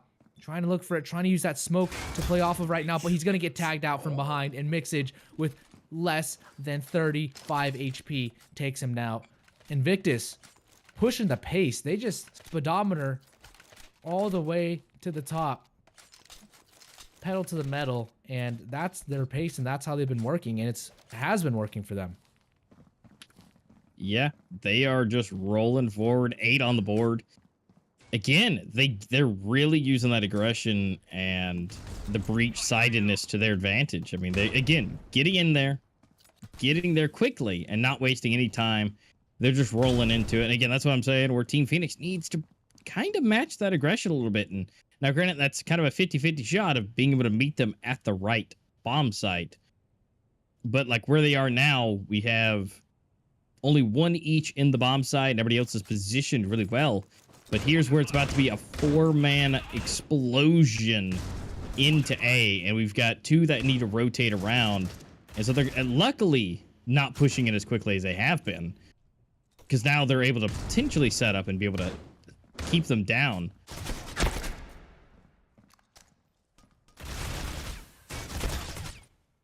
Yeah, Hakeem, Z-Knight able to just rock it out. Valley coming through. He's absolutely surrounded. Boom in the back. Not really able to give much help. It's again smoked off. That equipment's been thrown. They can't see anything. And Master Sadok, he's keeping the underground safe. But Adam Q may be able to come over here and say hi, which he does, and takes him out. And it's all up to Boom to figure out what's to happen. But Mixage has an idea to share some bullets to his face. Yeah, Invictus are just so strong right now. And if they can convert this on the pistol round, I think they have won. To be entirely honest, if they can win both pistol rounds, they have shown that they don't need the pistol to win. They can just take any rifle round and do it. But their strategy has been very aggressive on the breach side, and I'm not sure if it'll stay the exact same way on the coalition side, but they are heavily stacking B, and that's exactly where Team Phoenix is going towards. Heavy B presence right now. Invictus are prepared for this right now, and I think they're going to try and rotate out. Team Phoenix says, we need to get out of here. Everyone from Invictus is over towards B. And Mixage now trying to wait for Boom to push on aggressively. Perhaps. Plays an interesting off angle. A very good off angle at the very least. Can he take down Boom? Trying to slowly clear them out. And doesn't spawn anything yet. Thinks it's clear perhaps. Can he take down Shadow? No, he doesn't. Shadow does take down Mixage. And now Invictus down a player. Do they know that Team Phoenix are still a little bit undecided right now? Yeah, maybe not. I mean, they're trying to figure it out. And looks like B may be where they want to go, but a little bit of chasing action going on. Z-Knight, again, could go either way, but they're rotating straight across to Ace. I mean, they've made all this noise, all this push, and now they're in the mid. You know, they still don't know, but if they can really hurry it up, go, go, go, go, we might be able to see just a little bit. Z-Knight's coming through. He's back, maybe turned here. Oh, no way. Able to take down 2. What? Almost 3. Now we're going to go and even it out almost a little bit. Valley and Chain, Master Sadok looking pretty good still. But there's still a little bit of health advantage for Adam Q and Malik. But the bomb is down. So it's good news for Team Phoenix. Yeah, 2 versus 3 now as the retake comes on in. Invictus now on the other side of this retake. They're going to get 1-2, and can they get this kill? Malik does find it. The last second, 22 HP, and he will have time for this defuse. That was a very, very close retake, but still Invictus pull it off, and that's both pistols for them. And I think that might be the game for them. Only 3 rounds away, but Team Phoenix did get that bomb plant, so they could go for a half buy maybe and try and stop Invictus from getting anything further. No, they go for the full buy. They're full investing, actually. Yeah, I mean, at least for Shadow with the KSG, but Boom, wanting to go a little bit more for, you know, the pocket change there for the smoke and the flash. So this could be halfway decent, although I think it's fun, though. We do see Mixage, little MP7, which I love. One of my favorite ones to use next to the Vector there. But now he's going to come in. He's hanging out with smoke. He might be able to blast from the behind, but no, he's going for the knife. And he does connect it. Wow. That's all to Boom. 1. Okay. Big Boom. 1. Yeah, another. 2. He does make the connection, but doesn't do a whole lot with that. 11. That was, I have to say that was so smart from Mixage to use the smoke as his own protection cover. They were probably very confused and they just ignored it. They're like, oh, why is there smoke in the corner? And so he just hid there and then got the knife kill. So, yeah, very, very smart play there. I gotta say, maybe something I'll be using in the future. But, okay. Adam Q lets his team know they are heavy over towards mid, towards Tons. And so you can see the teammates rotating on over towards Tons. But they're actually going to make their way on over towards the B site. Master Sadok trying to get some damage done, and they will get damage done. Mixage now low. Adam Q and Malik are really the only 2 to be healthy on the side of Invictus. And it's going to be tough here. Boom. Finds 2 more, and Mixage the last person alive. Team Phoenix just ran on into that B bomb site, and Invictus seemed a little underprepared. And Team Phoenix find round number 4. Yeah, I think they finally got it. You know, a little bit better. And now they should at least, you know, break their money situation a little bit better than, obviously, than it has been. So they've at least stopped it before they hit 12, albeit it's at 11. But it's better than 12. So that at least gives them a little bit of wiggle room. Now they have weapons that they definitely desire to have. Master Sadok does still have some shoddy action going on, but honestly, here on Raid, it's not the worst gun to have, especially going into the underground or hanging out in close quarters with the bomb sites. So it's not the worst. He could definitely still use it and could buy up everything as far as his equipment goes. So 4 to 11, it's definitely going to be a long road, but Mixage is going to be having that hero M4 to try and save the day and get his team some more weapons. Wow. Oh my gosh, Oh, what? no. No one even saw each other. They just spammed each other across the entire map. What is this? Wall spam simulator? What the heck? That Yeah, but was- hey, it's down to Mixage again by himself. Although a little bit better than last time. You know, it's a 1v3, but it's not a 1v5. That was ridiculous. I gotta say. Yeah, I guess he picks up some nades and whatnot, but well, yeah, what just happened? Team Phoenix, You know- I think they're gonna get round number 5, but Mixage now he's like, all right, I'm done. I got nowhere else to be. Yeah, I think he still might try to cause little problems, you know, but you know, he was able to pick up all the goodies. So that's something he doesn't have to buy. You know, if he can scavenge that from the ground. I think if he gets somebody exiting here, maybe. I mean, he still has a good chance, and they still got, you know, a little bit of money. I still think a save might have been a better option instead of pushing up. I think Shadow may not have seen him. Nope, definitely not. But he's going to get at least another one. I think that they should let this go. I think Mixage is going to be the one to have that idea first. And maybe, but probably not. Yeah, they're both going to hold out. So now again, Team Phoenix rolling it up to 5. Long way to go. They still got 6 more rounds to match it up, though. And they continue on. What a silly round that was. Will they do it again? Let's see. Let's see. Is it gonna? Nope. Okay. They both just agreed to not do it at all that round. Did they like team chat or something? Did they cross chat and they're like, yeah, let's try and spam each other? What happened? I don't know. Invictus now on the defense. They're getting flashed to absolute the sun. The sun is blinding them right now.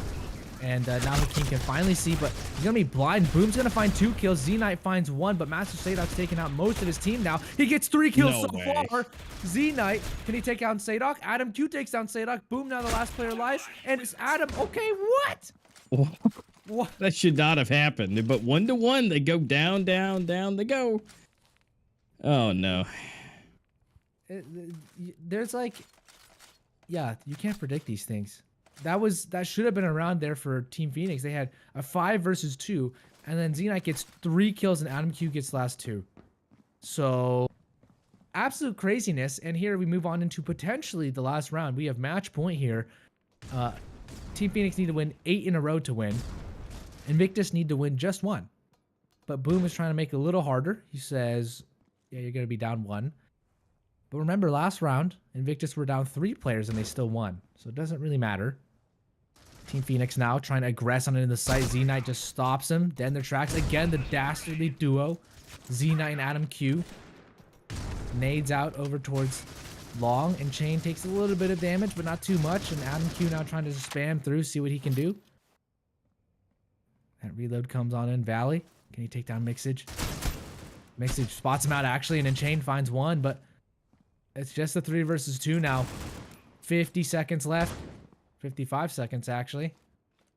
And what can be done here in Chain? Nothing. And Sadok now, the last player between Invictus and Map 1 victory. Invictus wanted a short game. They said, we have other things to do today. So we're just going to finish this game really quickly, and then why don't we get back to what we were doing before? Which I respect them. I respect them for that. But my gosh. Master Sadok, I mean, he is just a man, a dream, and a U ratio. Let's see if this one bullet can make its connection, which it was on his face. But Malik getting that bullet out just barely in time. Honestly, though, solid gameplay across the board for Invictus. 19, 16, 14, 12, and 6. And it's still close together for Phoenix. I mean, 15, 12, 10, 9, and 7. A little bit closer altogether, I think, for Team Phoenix. But ultimately, the rounds are what count. And that's going to go to Invictus, getting that first one on the board for themselves for the day out of the best of 2. I mean, they were just clean, fast, and effective. Yeah, and this brings Invictus to 10 wins and 3 losses on the map of Raid. Phoenix now 1 win and 3 losses, and that was Phoenix's map pick, remind you. So Invictus now go over to Plaza, which is their map pick. They have 10 wins and 2 losses. Team Phoenix are unknown on the map of Plaza. So good showing there from Z-Knight, Malik, Adam Q, everyone actually, except for Hakeem, had a little bit of a tough game, 6-14. But either way, Invictus on their way to a 2-0, or Team Phoenix, they could maybe swap someone out and say, we're going to try and go for this tie game at the very least. But if Invictus win, I believe they actually overtake Reign at the very top. So they could see themselves getting a boost up to first place. But either way, we'll be back after a quick break. We'll see you here for map number 2 of Plaza between Invictus and Team Phoenix here for the Critical Ops Pro League Eurasia week number 5. See you soon.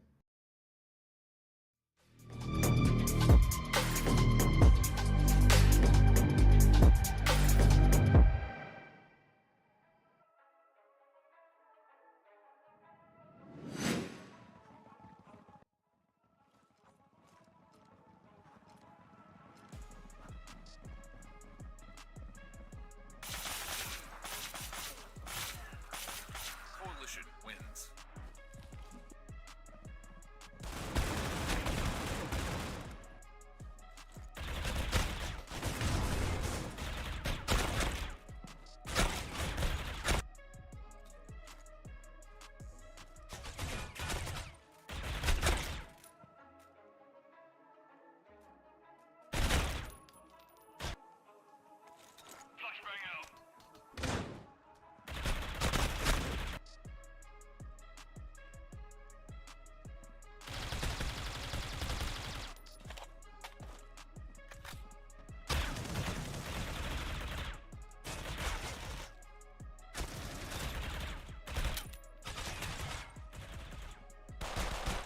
Coalition wins.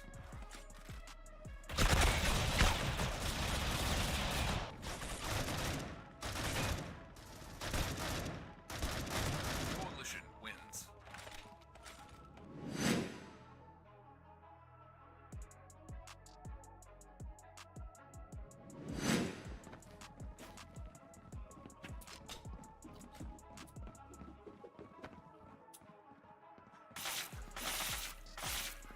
Coalition wins.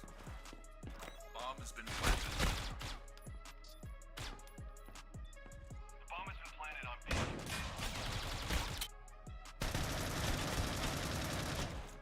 Suck on this!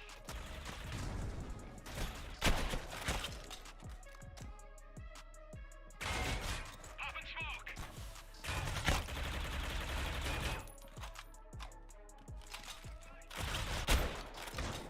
I'm planting the bomb.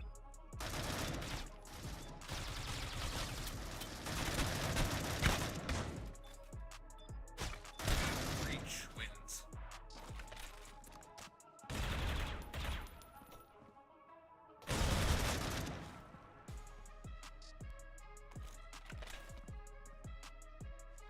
Flash out!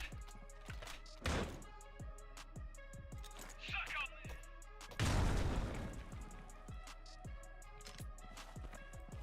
I'm planting the bomb.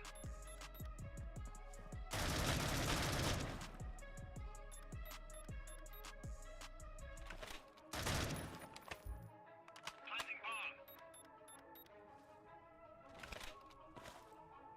Planting bomb. Bomb has been planted. Reach wins.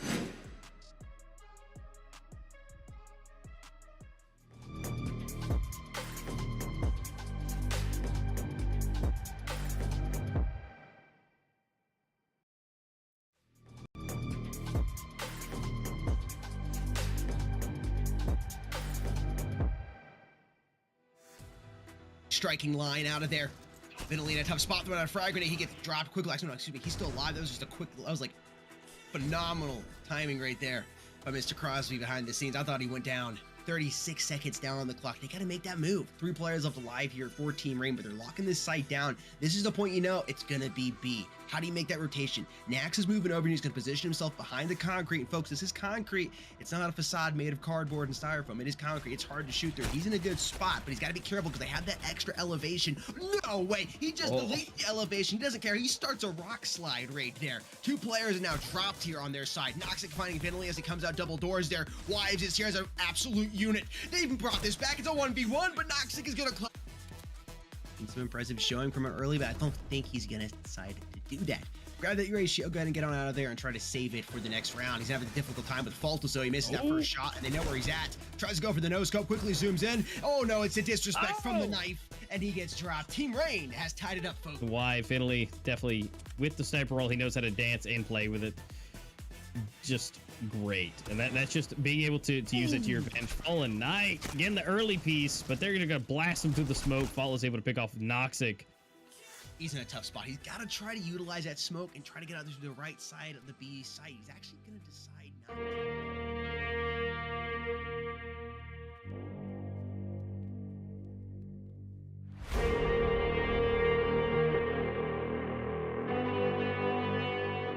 Once that flashbang goes off, he's tagged, finds the wall bang, trying to go for the 2K, he's able to pick it up. He's got one more player to get him doing great up in front of sight, and he's not all Any other strategy right now going to be now? Is he gonna have time for this? Is he gonna have time for this? Is he gonna do it? Oh my god, he does it! The ninja gets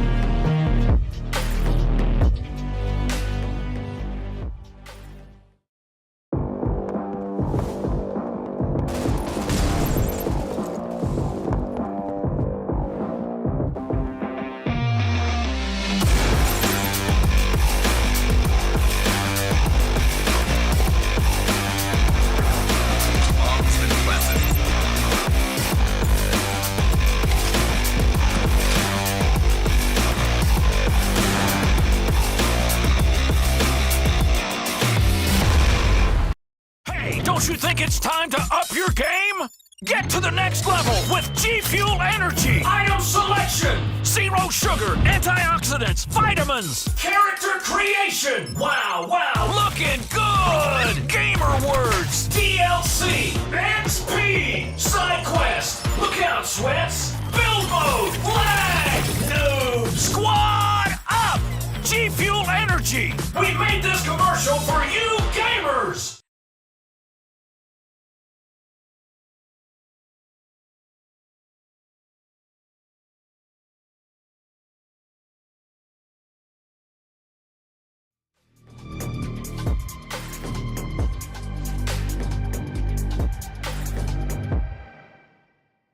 Alrighty, guys, welcome and thanks for hanging out in that short little break.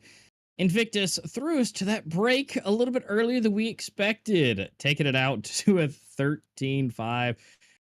Absolutely ridiculous. They just walked away with it. They had some fun with it, and ultimately just kind of got the best of Team Phoenix. There was a few times we saw throughout that match that should have went different ways, but it ultimately didn't. But what can go your way and what can go down your esophagus is some good old-fashioned G Fuel to keep yourself energized and ready to go for not only more of our streams, but for while you're in game. And you get that 30% off code for esports mobile at the checkout. And they've got 50 different flavors or more that you can choose from. And if you don't know what you're looking for, get that starter kit. It's $15, and you can still use that 30% off coupon code. And to be able to just slide on down and make that price go a little bit further down. Then you can try all the different flavors and test them out, find out what you want before you actually fully commit to a tub. Although, again, I like me a good blue raspberry. Sipping on it right now. It's always delicious. But remember, 30% off at checkout for anything that your heart desires for more fuel. Yeah, I'm taking a look here at the lucky spin here for Critical Ops. The Critical Ops Death lucky spin. Hopefully, death doesn't come to you, but you can get it in game, I guess. So nice few skins here on the lucky spin. All across from gloves to nades to guns as well. So go check it out inside the game if you have not already. We've shown it off a couple times this stream, but we'll show it off one more time here for you. Undertaker, the Flesh Wound, the Hollow Thorn, Memento Mori, Cold Bones, Buried Ashes, Final Breath, and Boneyard. And yeah, so go check it out inside the game if you are actually playing the game itself. So it could be good. But map number 2 here, Plaza, Invictus's pick as well. A Master, do you think this is going to be a blowout like last time? Do you think they're going to try and go, very hard against the wall, just try and close it out as soon as they can, try and get some early sleep? Because this is pretty late right now for the European teams in their time zone. Well, you got a point with that. It is late, so it depends who has their G Fuel in their system to be able to stay awake, to be able to perform at such a high level. I mean, as far as what we saw in Raid, Invictus, they just had the answers. And the fact that this is now going to be their pick, Z-Knight is going to put the pressure, I guarantee you, on them in the long range for Canals. It is going to be really difficult, nonetheless. I mean, sorry, not Canals, on Plaza. The fact that they're able to stay in the bomb site, have full long-range capabilities, and then just be able to lock it down. And we've seen in other teams in succession to be able to continuously push up to mid. And if I'm not mistaken, the last time we saw that was actually Adam Q being the one that was getting attacked constantly last time on Plaza. It was just getting, every time he moved across mid, he was just getting his face blown off constantly. And it gave them a real rough time. So I think now going up against Team Phoenix, they can apply the same rough strategy to be able to take someone out in mid, rotate back into the bomb site, just hang out with the bull. Animal lovers can have a good time and hang out with him, and still be able to keep the sights down and really potentially just get 2 out of the U ratio every single game, depending on how they like to roll that. Yeah, I think the U ratio will be a fun thing to see here on the map of Plaza. Not something that I feel like I've seen a ton these past few matches. I feel like it's a lot of just rifle playback, and I don't think, because Plaza is not this type of map, but the round we saw here in this recap where they just spammed each other across the entire map and they didn't see each other and they all basically died, that I thought was just quite incredible. And we won't be seeing a ton of that. Maybe we'll be seeing trash can spam in Plaza, and maybe we'll be seeing some diffuses. This is the round I'm talking about right here. This one.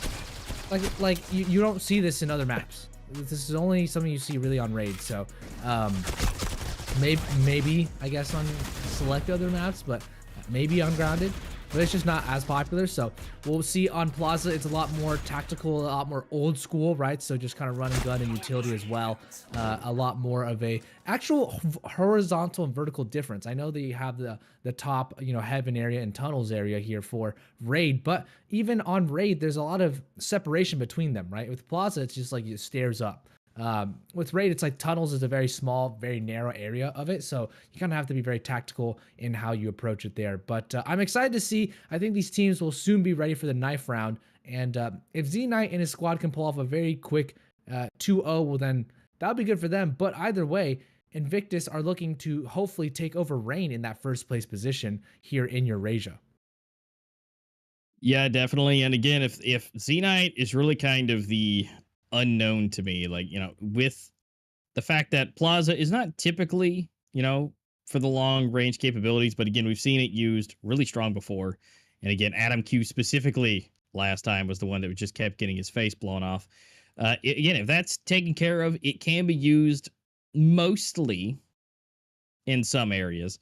But again, it's a very expensive try. And I think Invictus being where they are right now, being a 1-0, and the fact that can be done might be a good thing for them to test out and for them to buy some time with that and, really try it out. Because if it works, it's going to be incredible. If it doesn't, worst case scenario, Z-Knight can swap out over to the Scar and, really change it up a little bit. But what we can let you guys know real quick, don't forget about Circuit Intermediate coming up. Tomorrow, registration is opening. And again, that is if you make it through Circuit coming up very soon, you will have a chance to not only have a chance for that first, second, and third place, we'll be able to take out 8, 7, and go up against 6 in a matching matchup to find out if you're going to take over that place there to be able to get into the Pro League. So your chances of getting here are coming up tomorrow to get in this. So don't forget to hit the link and or go to play.mobileesports.org to go over and check out the Circuit Intermediate for more information. But what we still have is one more match left. And again, that's going to be Plaza. What do we think? I mean, we've seen Invictus. Obviously, they're going to give it their all as far as what we've seen. Team Phoenix, I mean, unless they have a good game plan for Plaza, it's not looking too great. Yeah, I would have to agree. I think Invictus I think it's going to be an Invictus victory, probably like 13-7 or, 13-6, 13-7 area, a little bit closer, but not that much closer. Though I could be entirely wrong. This could be Caster's curse, and I could just have allowed Team Phoenix to win win Invictus's map pick. Though I think that's unlikely. Phoenix, they have 0 maps played on this map of Plaza, and Invictus have 10 wins and 2 losses. So they could come out with an X factor, right? Just saying, oh, yeah, we've never actually played this, in history. But we could come out with some interesting strats. Invictus, though, are proven to be very good on this map. So I think we should be going to the knife round shortly. And ladies and gentlemen, we'll see who starts on which side here on the final map of the day here for Eurasia. This is the final stream, final matchup. And we'll be seeing you next week after this match for week 6, which is the final week of the round robin stage. So can't believe it's come this far already, but this is the second to last week. Next week is our last week, and then we go to playoffs. But let's check it out here. A lot of knives over towards mid, and we'll see who goes where. You can see Invictus on the Coalition side to start, and it's going to be Invictus to take the victory here. So there we go.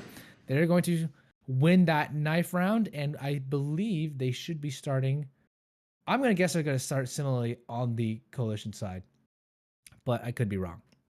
Yeah, I think that's a good, safe bet to assume. I mean, but then again, Invictus is extremely aggressive. We saw them absolutely blowing it out.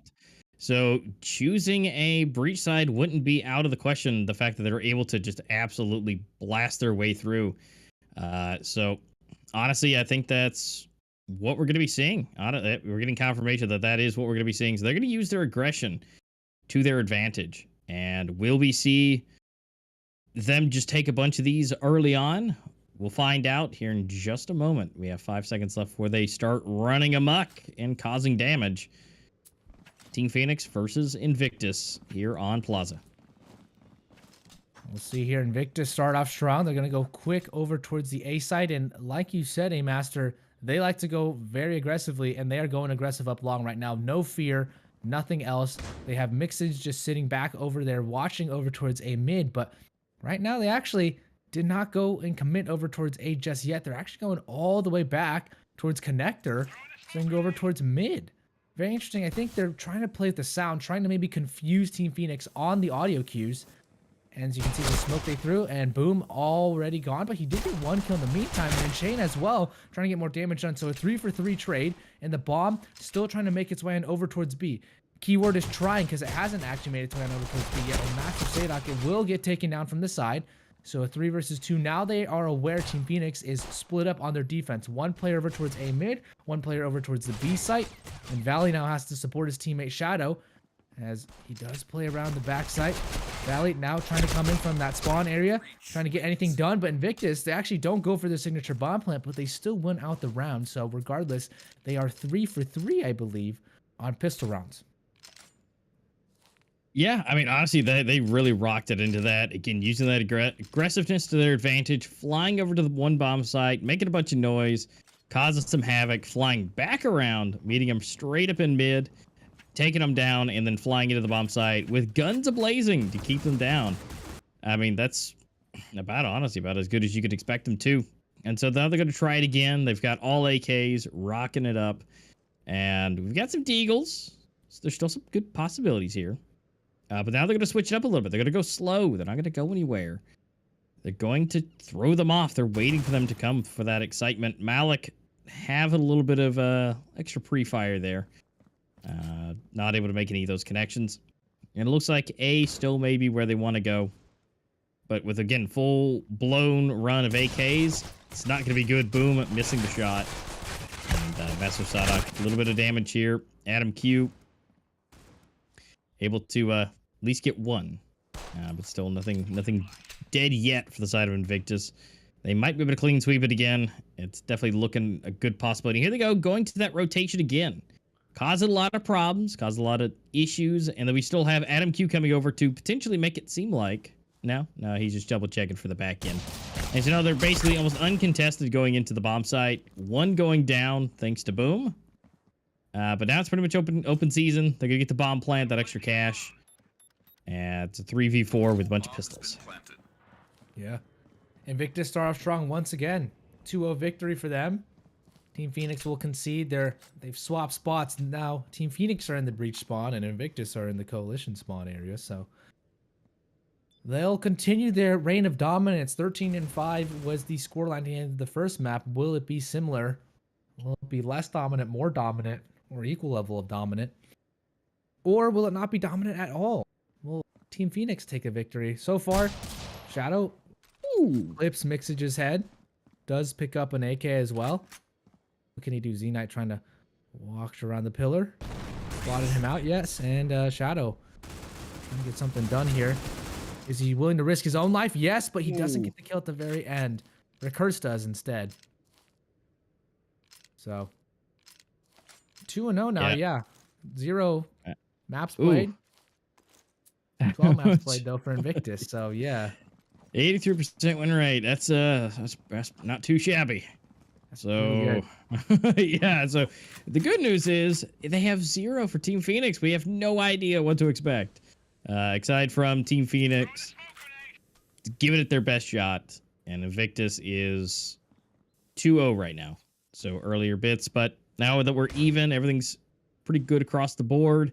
The first official round that Team Phoenix will have a chance to go toe-to-toe with Invictus to figure out who's going to be able to protect the bomb site or who's going to absolutely wreck someone's day and get in there.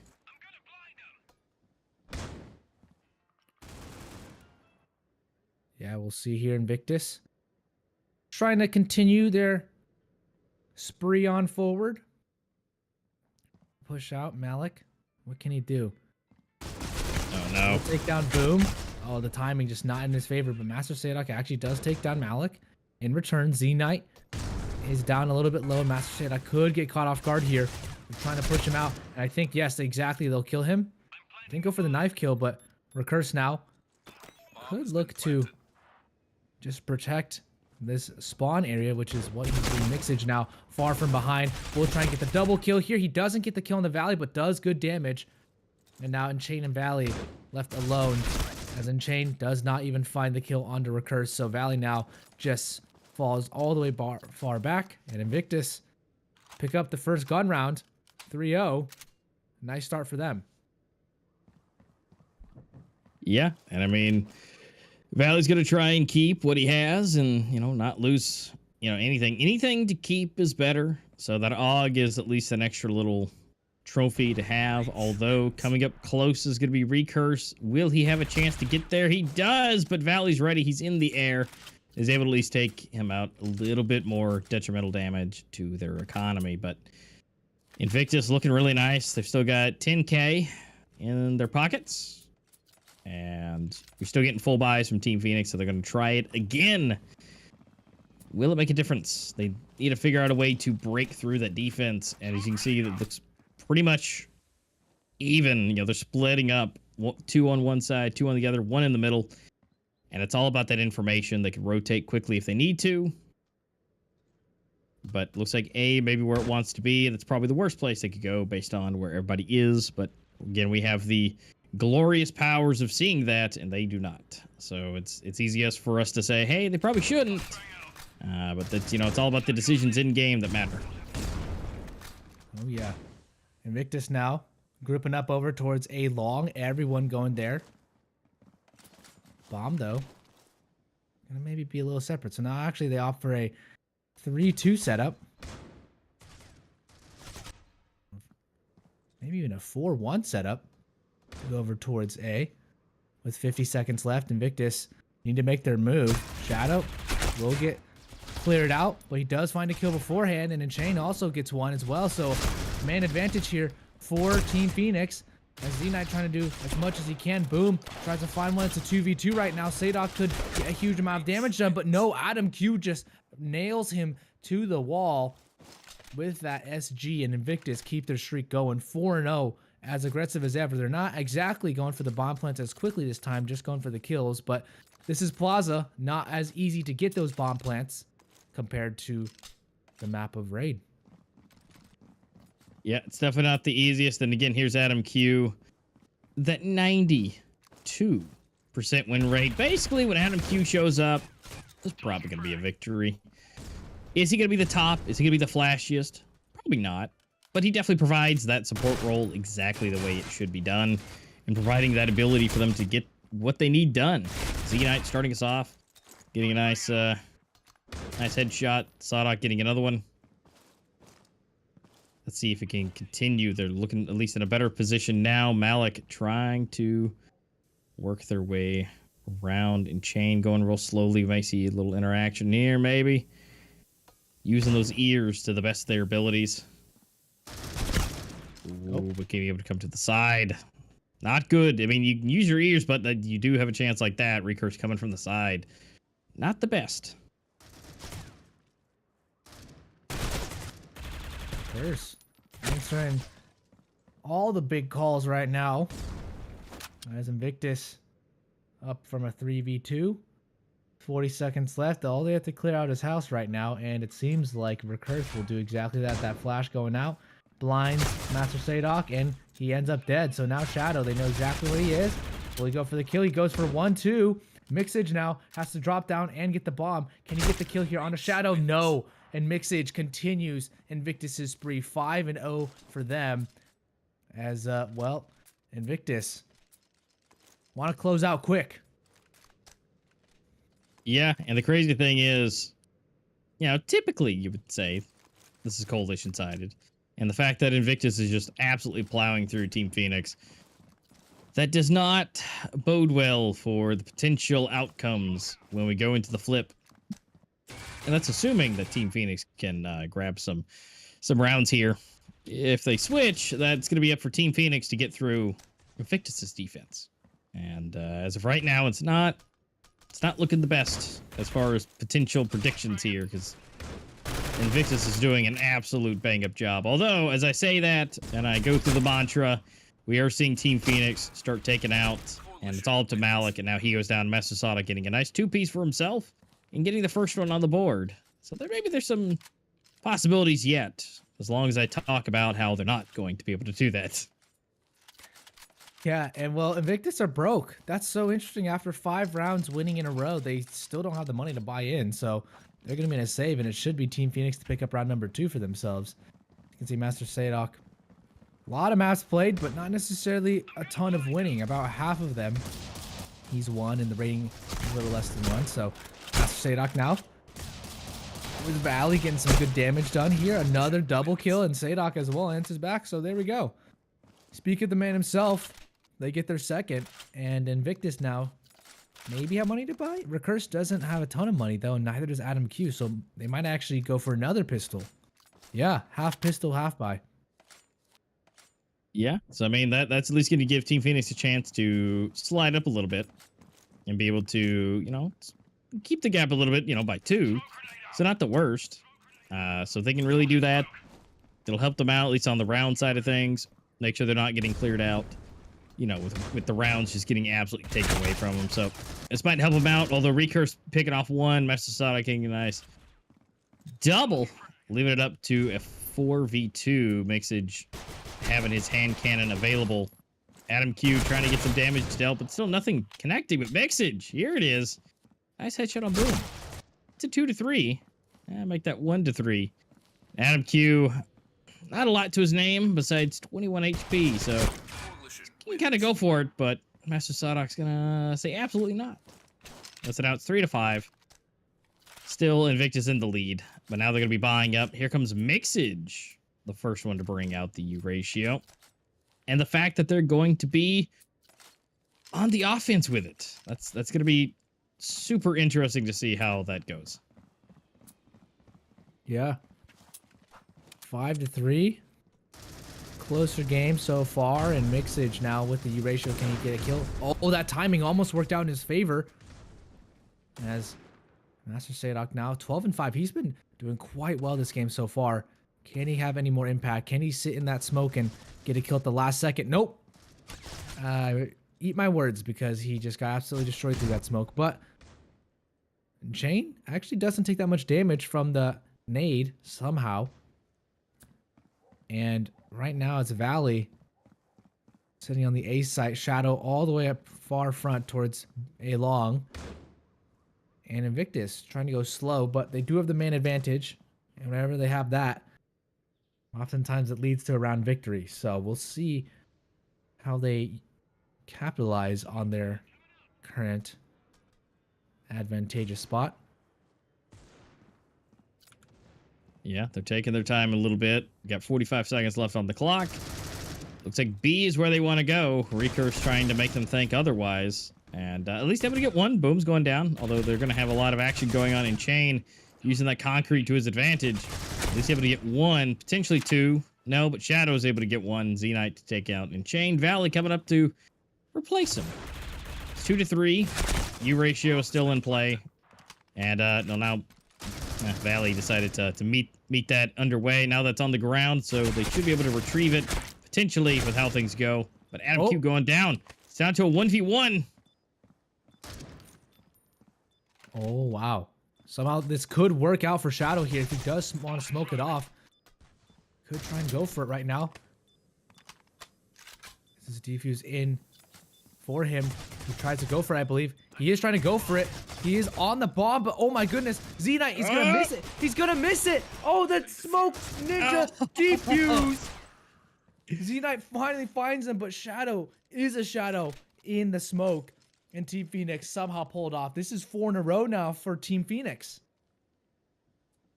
Wow. That was honestly beautiful, especially because you saw he went around to the other side. 'Cause, you know, you would expect him to go straight into the smoke, obviously, and that's what Z-Knight thought as well. But he swung wide in the smoke to go into the other side.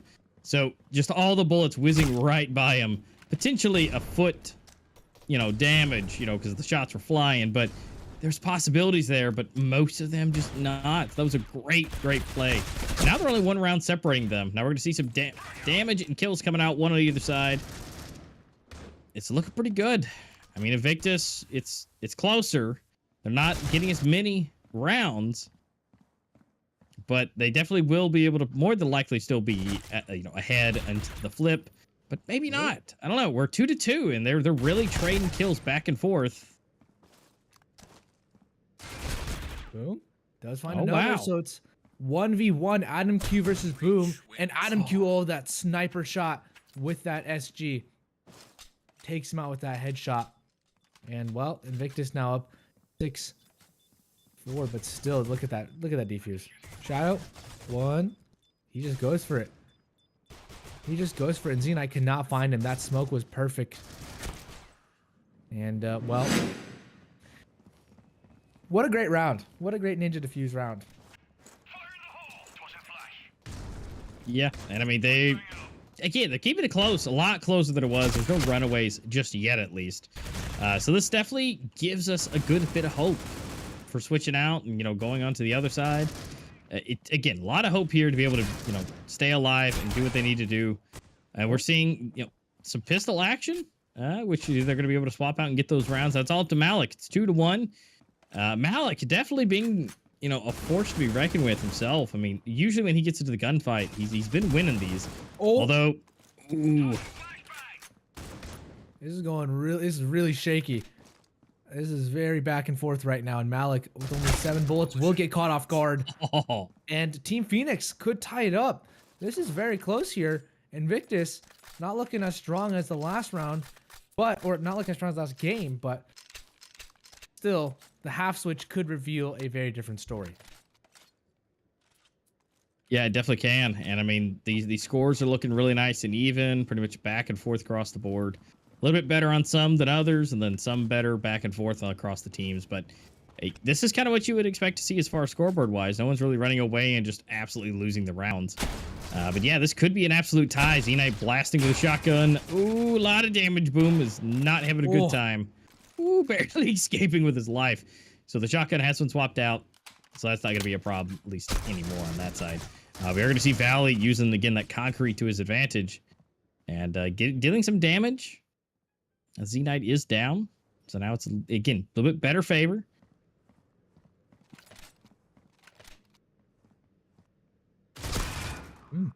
Adam Q taken out. Boom. And so now it's a even, or no, it's a 4 versus 3. Xenox taken out. Valley now evens it out again. So now Invictus could do something, but Valley's just really shutting them down here. They're trying to get over from house, and Mixage just saying, why are you even going there? Just go over towards A. Mixage now sits behind the door. Could be this huge influence is in Chain. Will he clear it out? No, he won't. Mixage has let him pass, and he finally finds that one frag. He's going to fall back now. Pick up that AUG. When that bomb does go down. Nicely done there by Mixage. Can he find this kill, though? He needs to stay alive for his team. He's going to keep on peeking out. Now he's going to fall back. He realizes he needs to buy time, and Adam Q finds one. Can he get the second? Yes, he can. Aim on point, and Invictus still maintain their slight lead going into the second half. 7-5 now for them. Yeah, so they were able to switch it over. A little bit ahead, so that's not too bad. It's definitely not as bad as it was on the first game. So keeping it close. This is where Team Phoenix could take this first one and make it look a lot easier. As far as tying it up is definitely a good possibility, but this is now not necessarily do or die for Team Phoenix, but this is definitely the prime opportunity to tie this up and keep them that much closer into the game.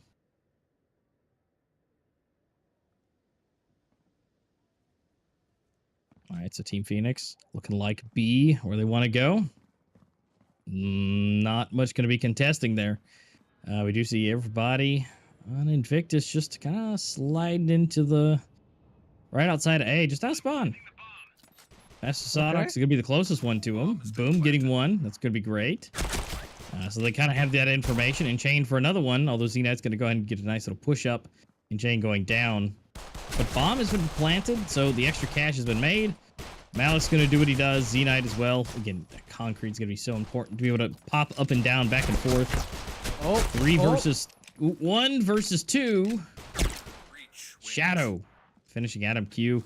That pistol round does go to Team Phoenix, so this is going to be a great chance. Not guaranteed, but a great chance for them to tie this up to 7-7.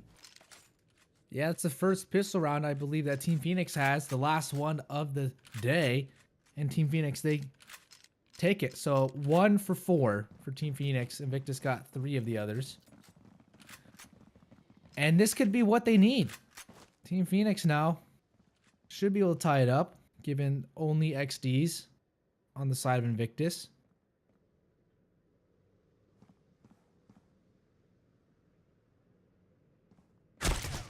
And there we go. We'll see Invictus spotted out. Z-Knight takes a huge chunk of damage for his troubles. And Team Phoenix playing this very cautiously. They don't want to run into anything overzealously, but that's where Invictus are. They are all on A site, so if anything's going to happen, this is where it's going to happen at. Everyone kind of walking on in over towards A now, and 1 kill there from Z-Knight, but they're actually going to fall back, it seems. Yeah, Mixage does get taken down. Adam Q now. Find some damage, and Malik actually finds 1. Can he find another? No, he can't. Not just yet. Adam Q will get another one, and 3 kills is actually pretty good for just pistols, I would say. Success for Invictus. Yeah, I mean, that's honestly about as good as you can accept going against full rifles. So Team Phoenix getting everything is about as good as they can as well on their side. As far as money goes, it's another fully bought up, all AKs rolling through, except for Shadow. He's got himself a little SG. But this, again, is going to be that first full round at a tie, 7-7. Who's going to be able to get it first? Oh, no. Mix is caught with his knife out.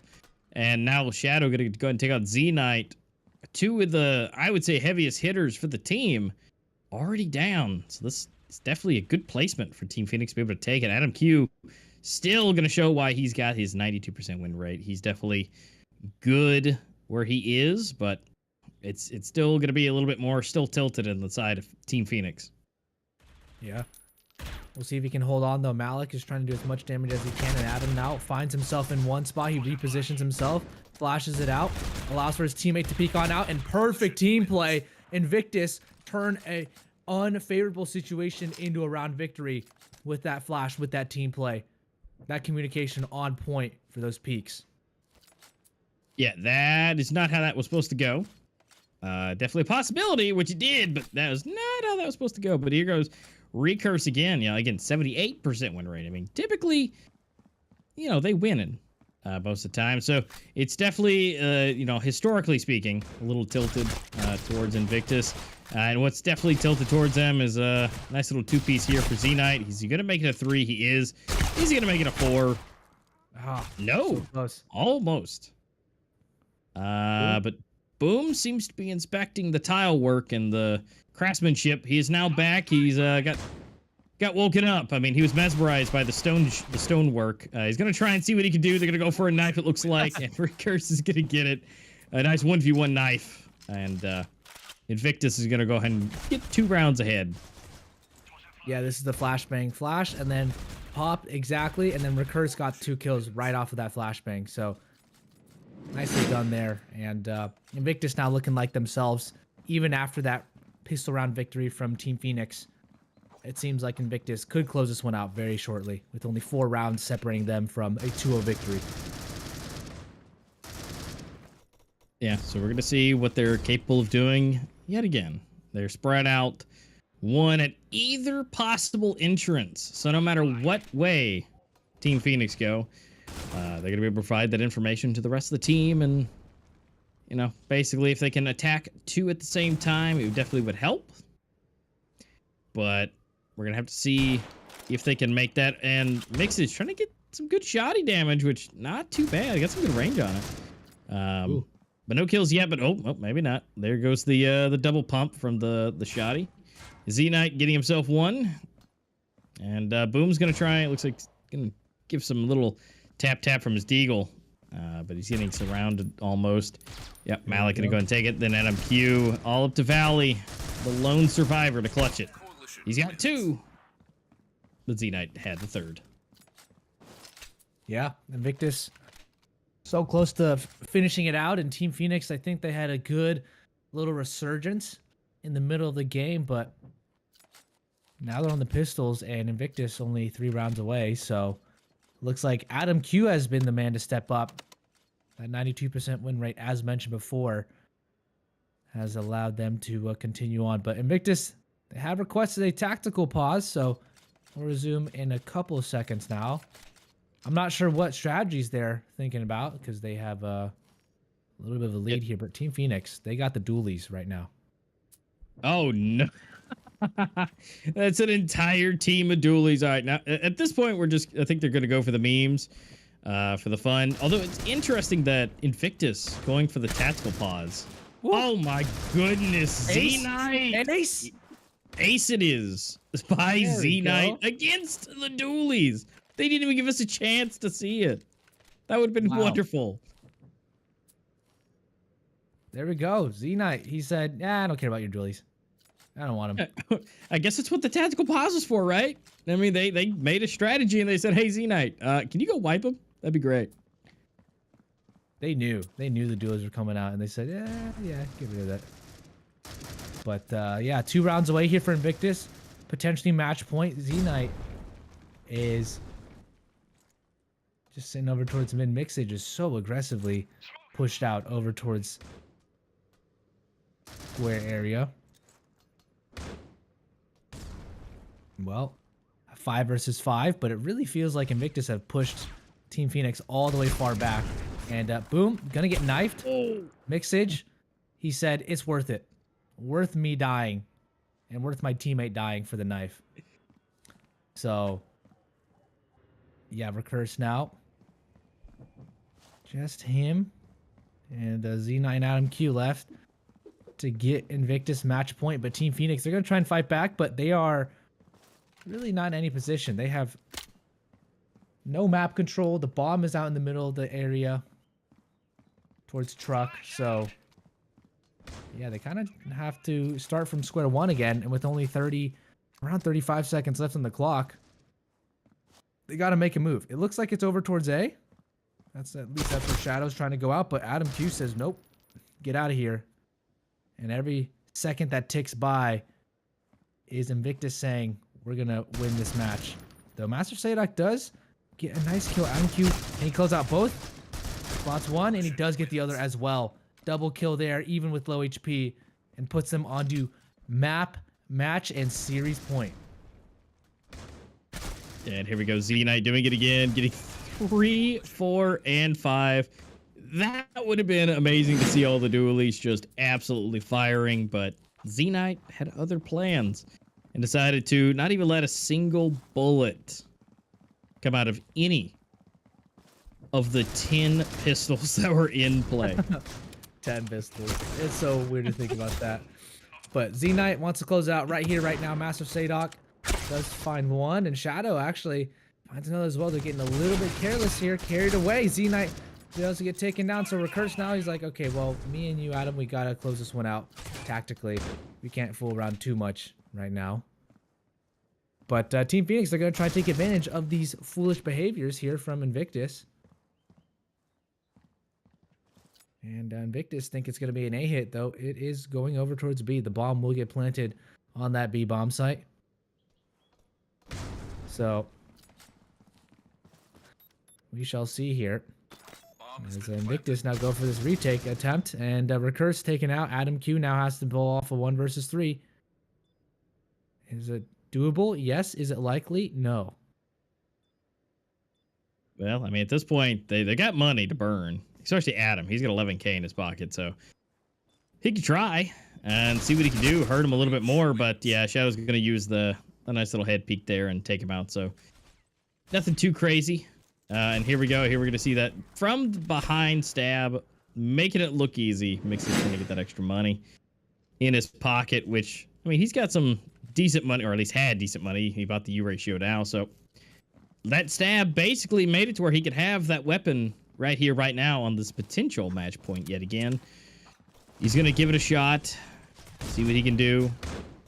But Team Phoenix, they're not going to let this go without a fight. But Malik taking out Boom. InChain does have his KSG. Might be able to have a little extra fun. Ooh. What? Wow. Oh, Mixage going out, trying to finish this out in absolute montage style. Wow. It's all up to Valley. Yep. 1 versus 3. Looking unlikely. And, well, I know exactly where he is, I'm pretty sure. Nope. He tried to go for the no-scope again. Flash, fully blinded. Nades out. Trying to get some damage done. Valley could close it out, but nope. Recurse will shut it out. So 13-8. I was 1 round off. I thought it was going to be 13-7 game, but either way, well done there by Invictus. They continue their streak, 11 wins on this map of Plaza.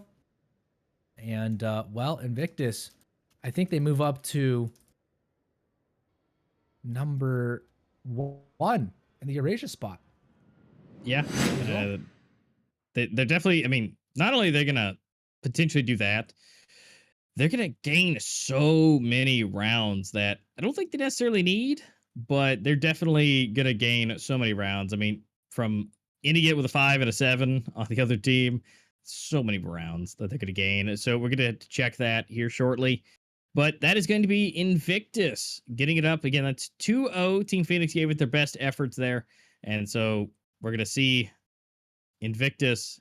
But yeah, they're going to get those points. They're going to change things up a little bit and fly up. They now have a plus 67 with 16 points, 2 points over Rain, and 4 points over Elevate. And so they are just honing in at the top. Same amount of matches, but they've just been able to secure so many more rounds because Rain is at 35. But again, we got to see Hammers who scoot on up to number 6. So that's going to help them out a lot, at least at this point. If they don't go up anymore, they're going to be able to have to fight out for whoever's going to be that 3rd place from Circuit. So they're definitely not out, but they're in the best position possible as long as they don't move up or down. If they go up again, they're right there primed to be able to take out Flames potentially and secure their spot entirely. But don't forget your chance to do that. Any of you watching could do that by forming a team if you don't already have one and joining Circuit Intermediate. That open registration will be tomorrow, April 10th. So when that opens up, you guys can hit the link in the description, or you guys can go over to play.mobileesports.org and hit over to the Circuit Intermediate section to learn more. Again, that's at $2,000. circuit emblem, credits and cases, and an exclusive skin, all for you and your team to use to show off online to be able to get into that. A first circuit intermediate, aside from the past circuits we've had in the past, but the first intermediate for your chance to get up to the first, second, or third place to be able to take out 8th or 7th place from here for Pro League, whoever ends up in those sections. And then 6th place has a chance to fight it out to be in the next Pro League. Yeah.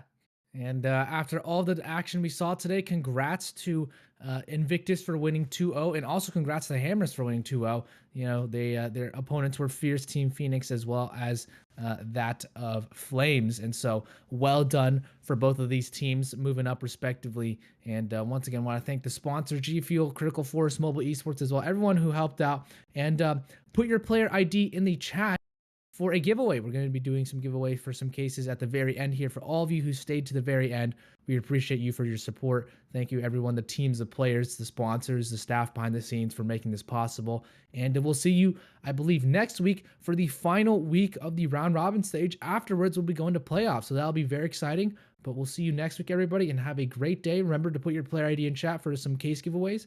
And we'll see you next week tuning in to some more Critical Ops Pro League. And take care, everyone. Have a great day.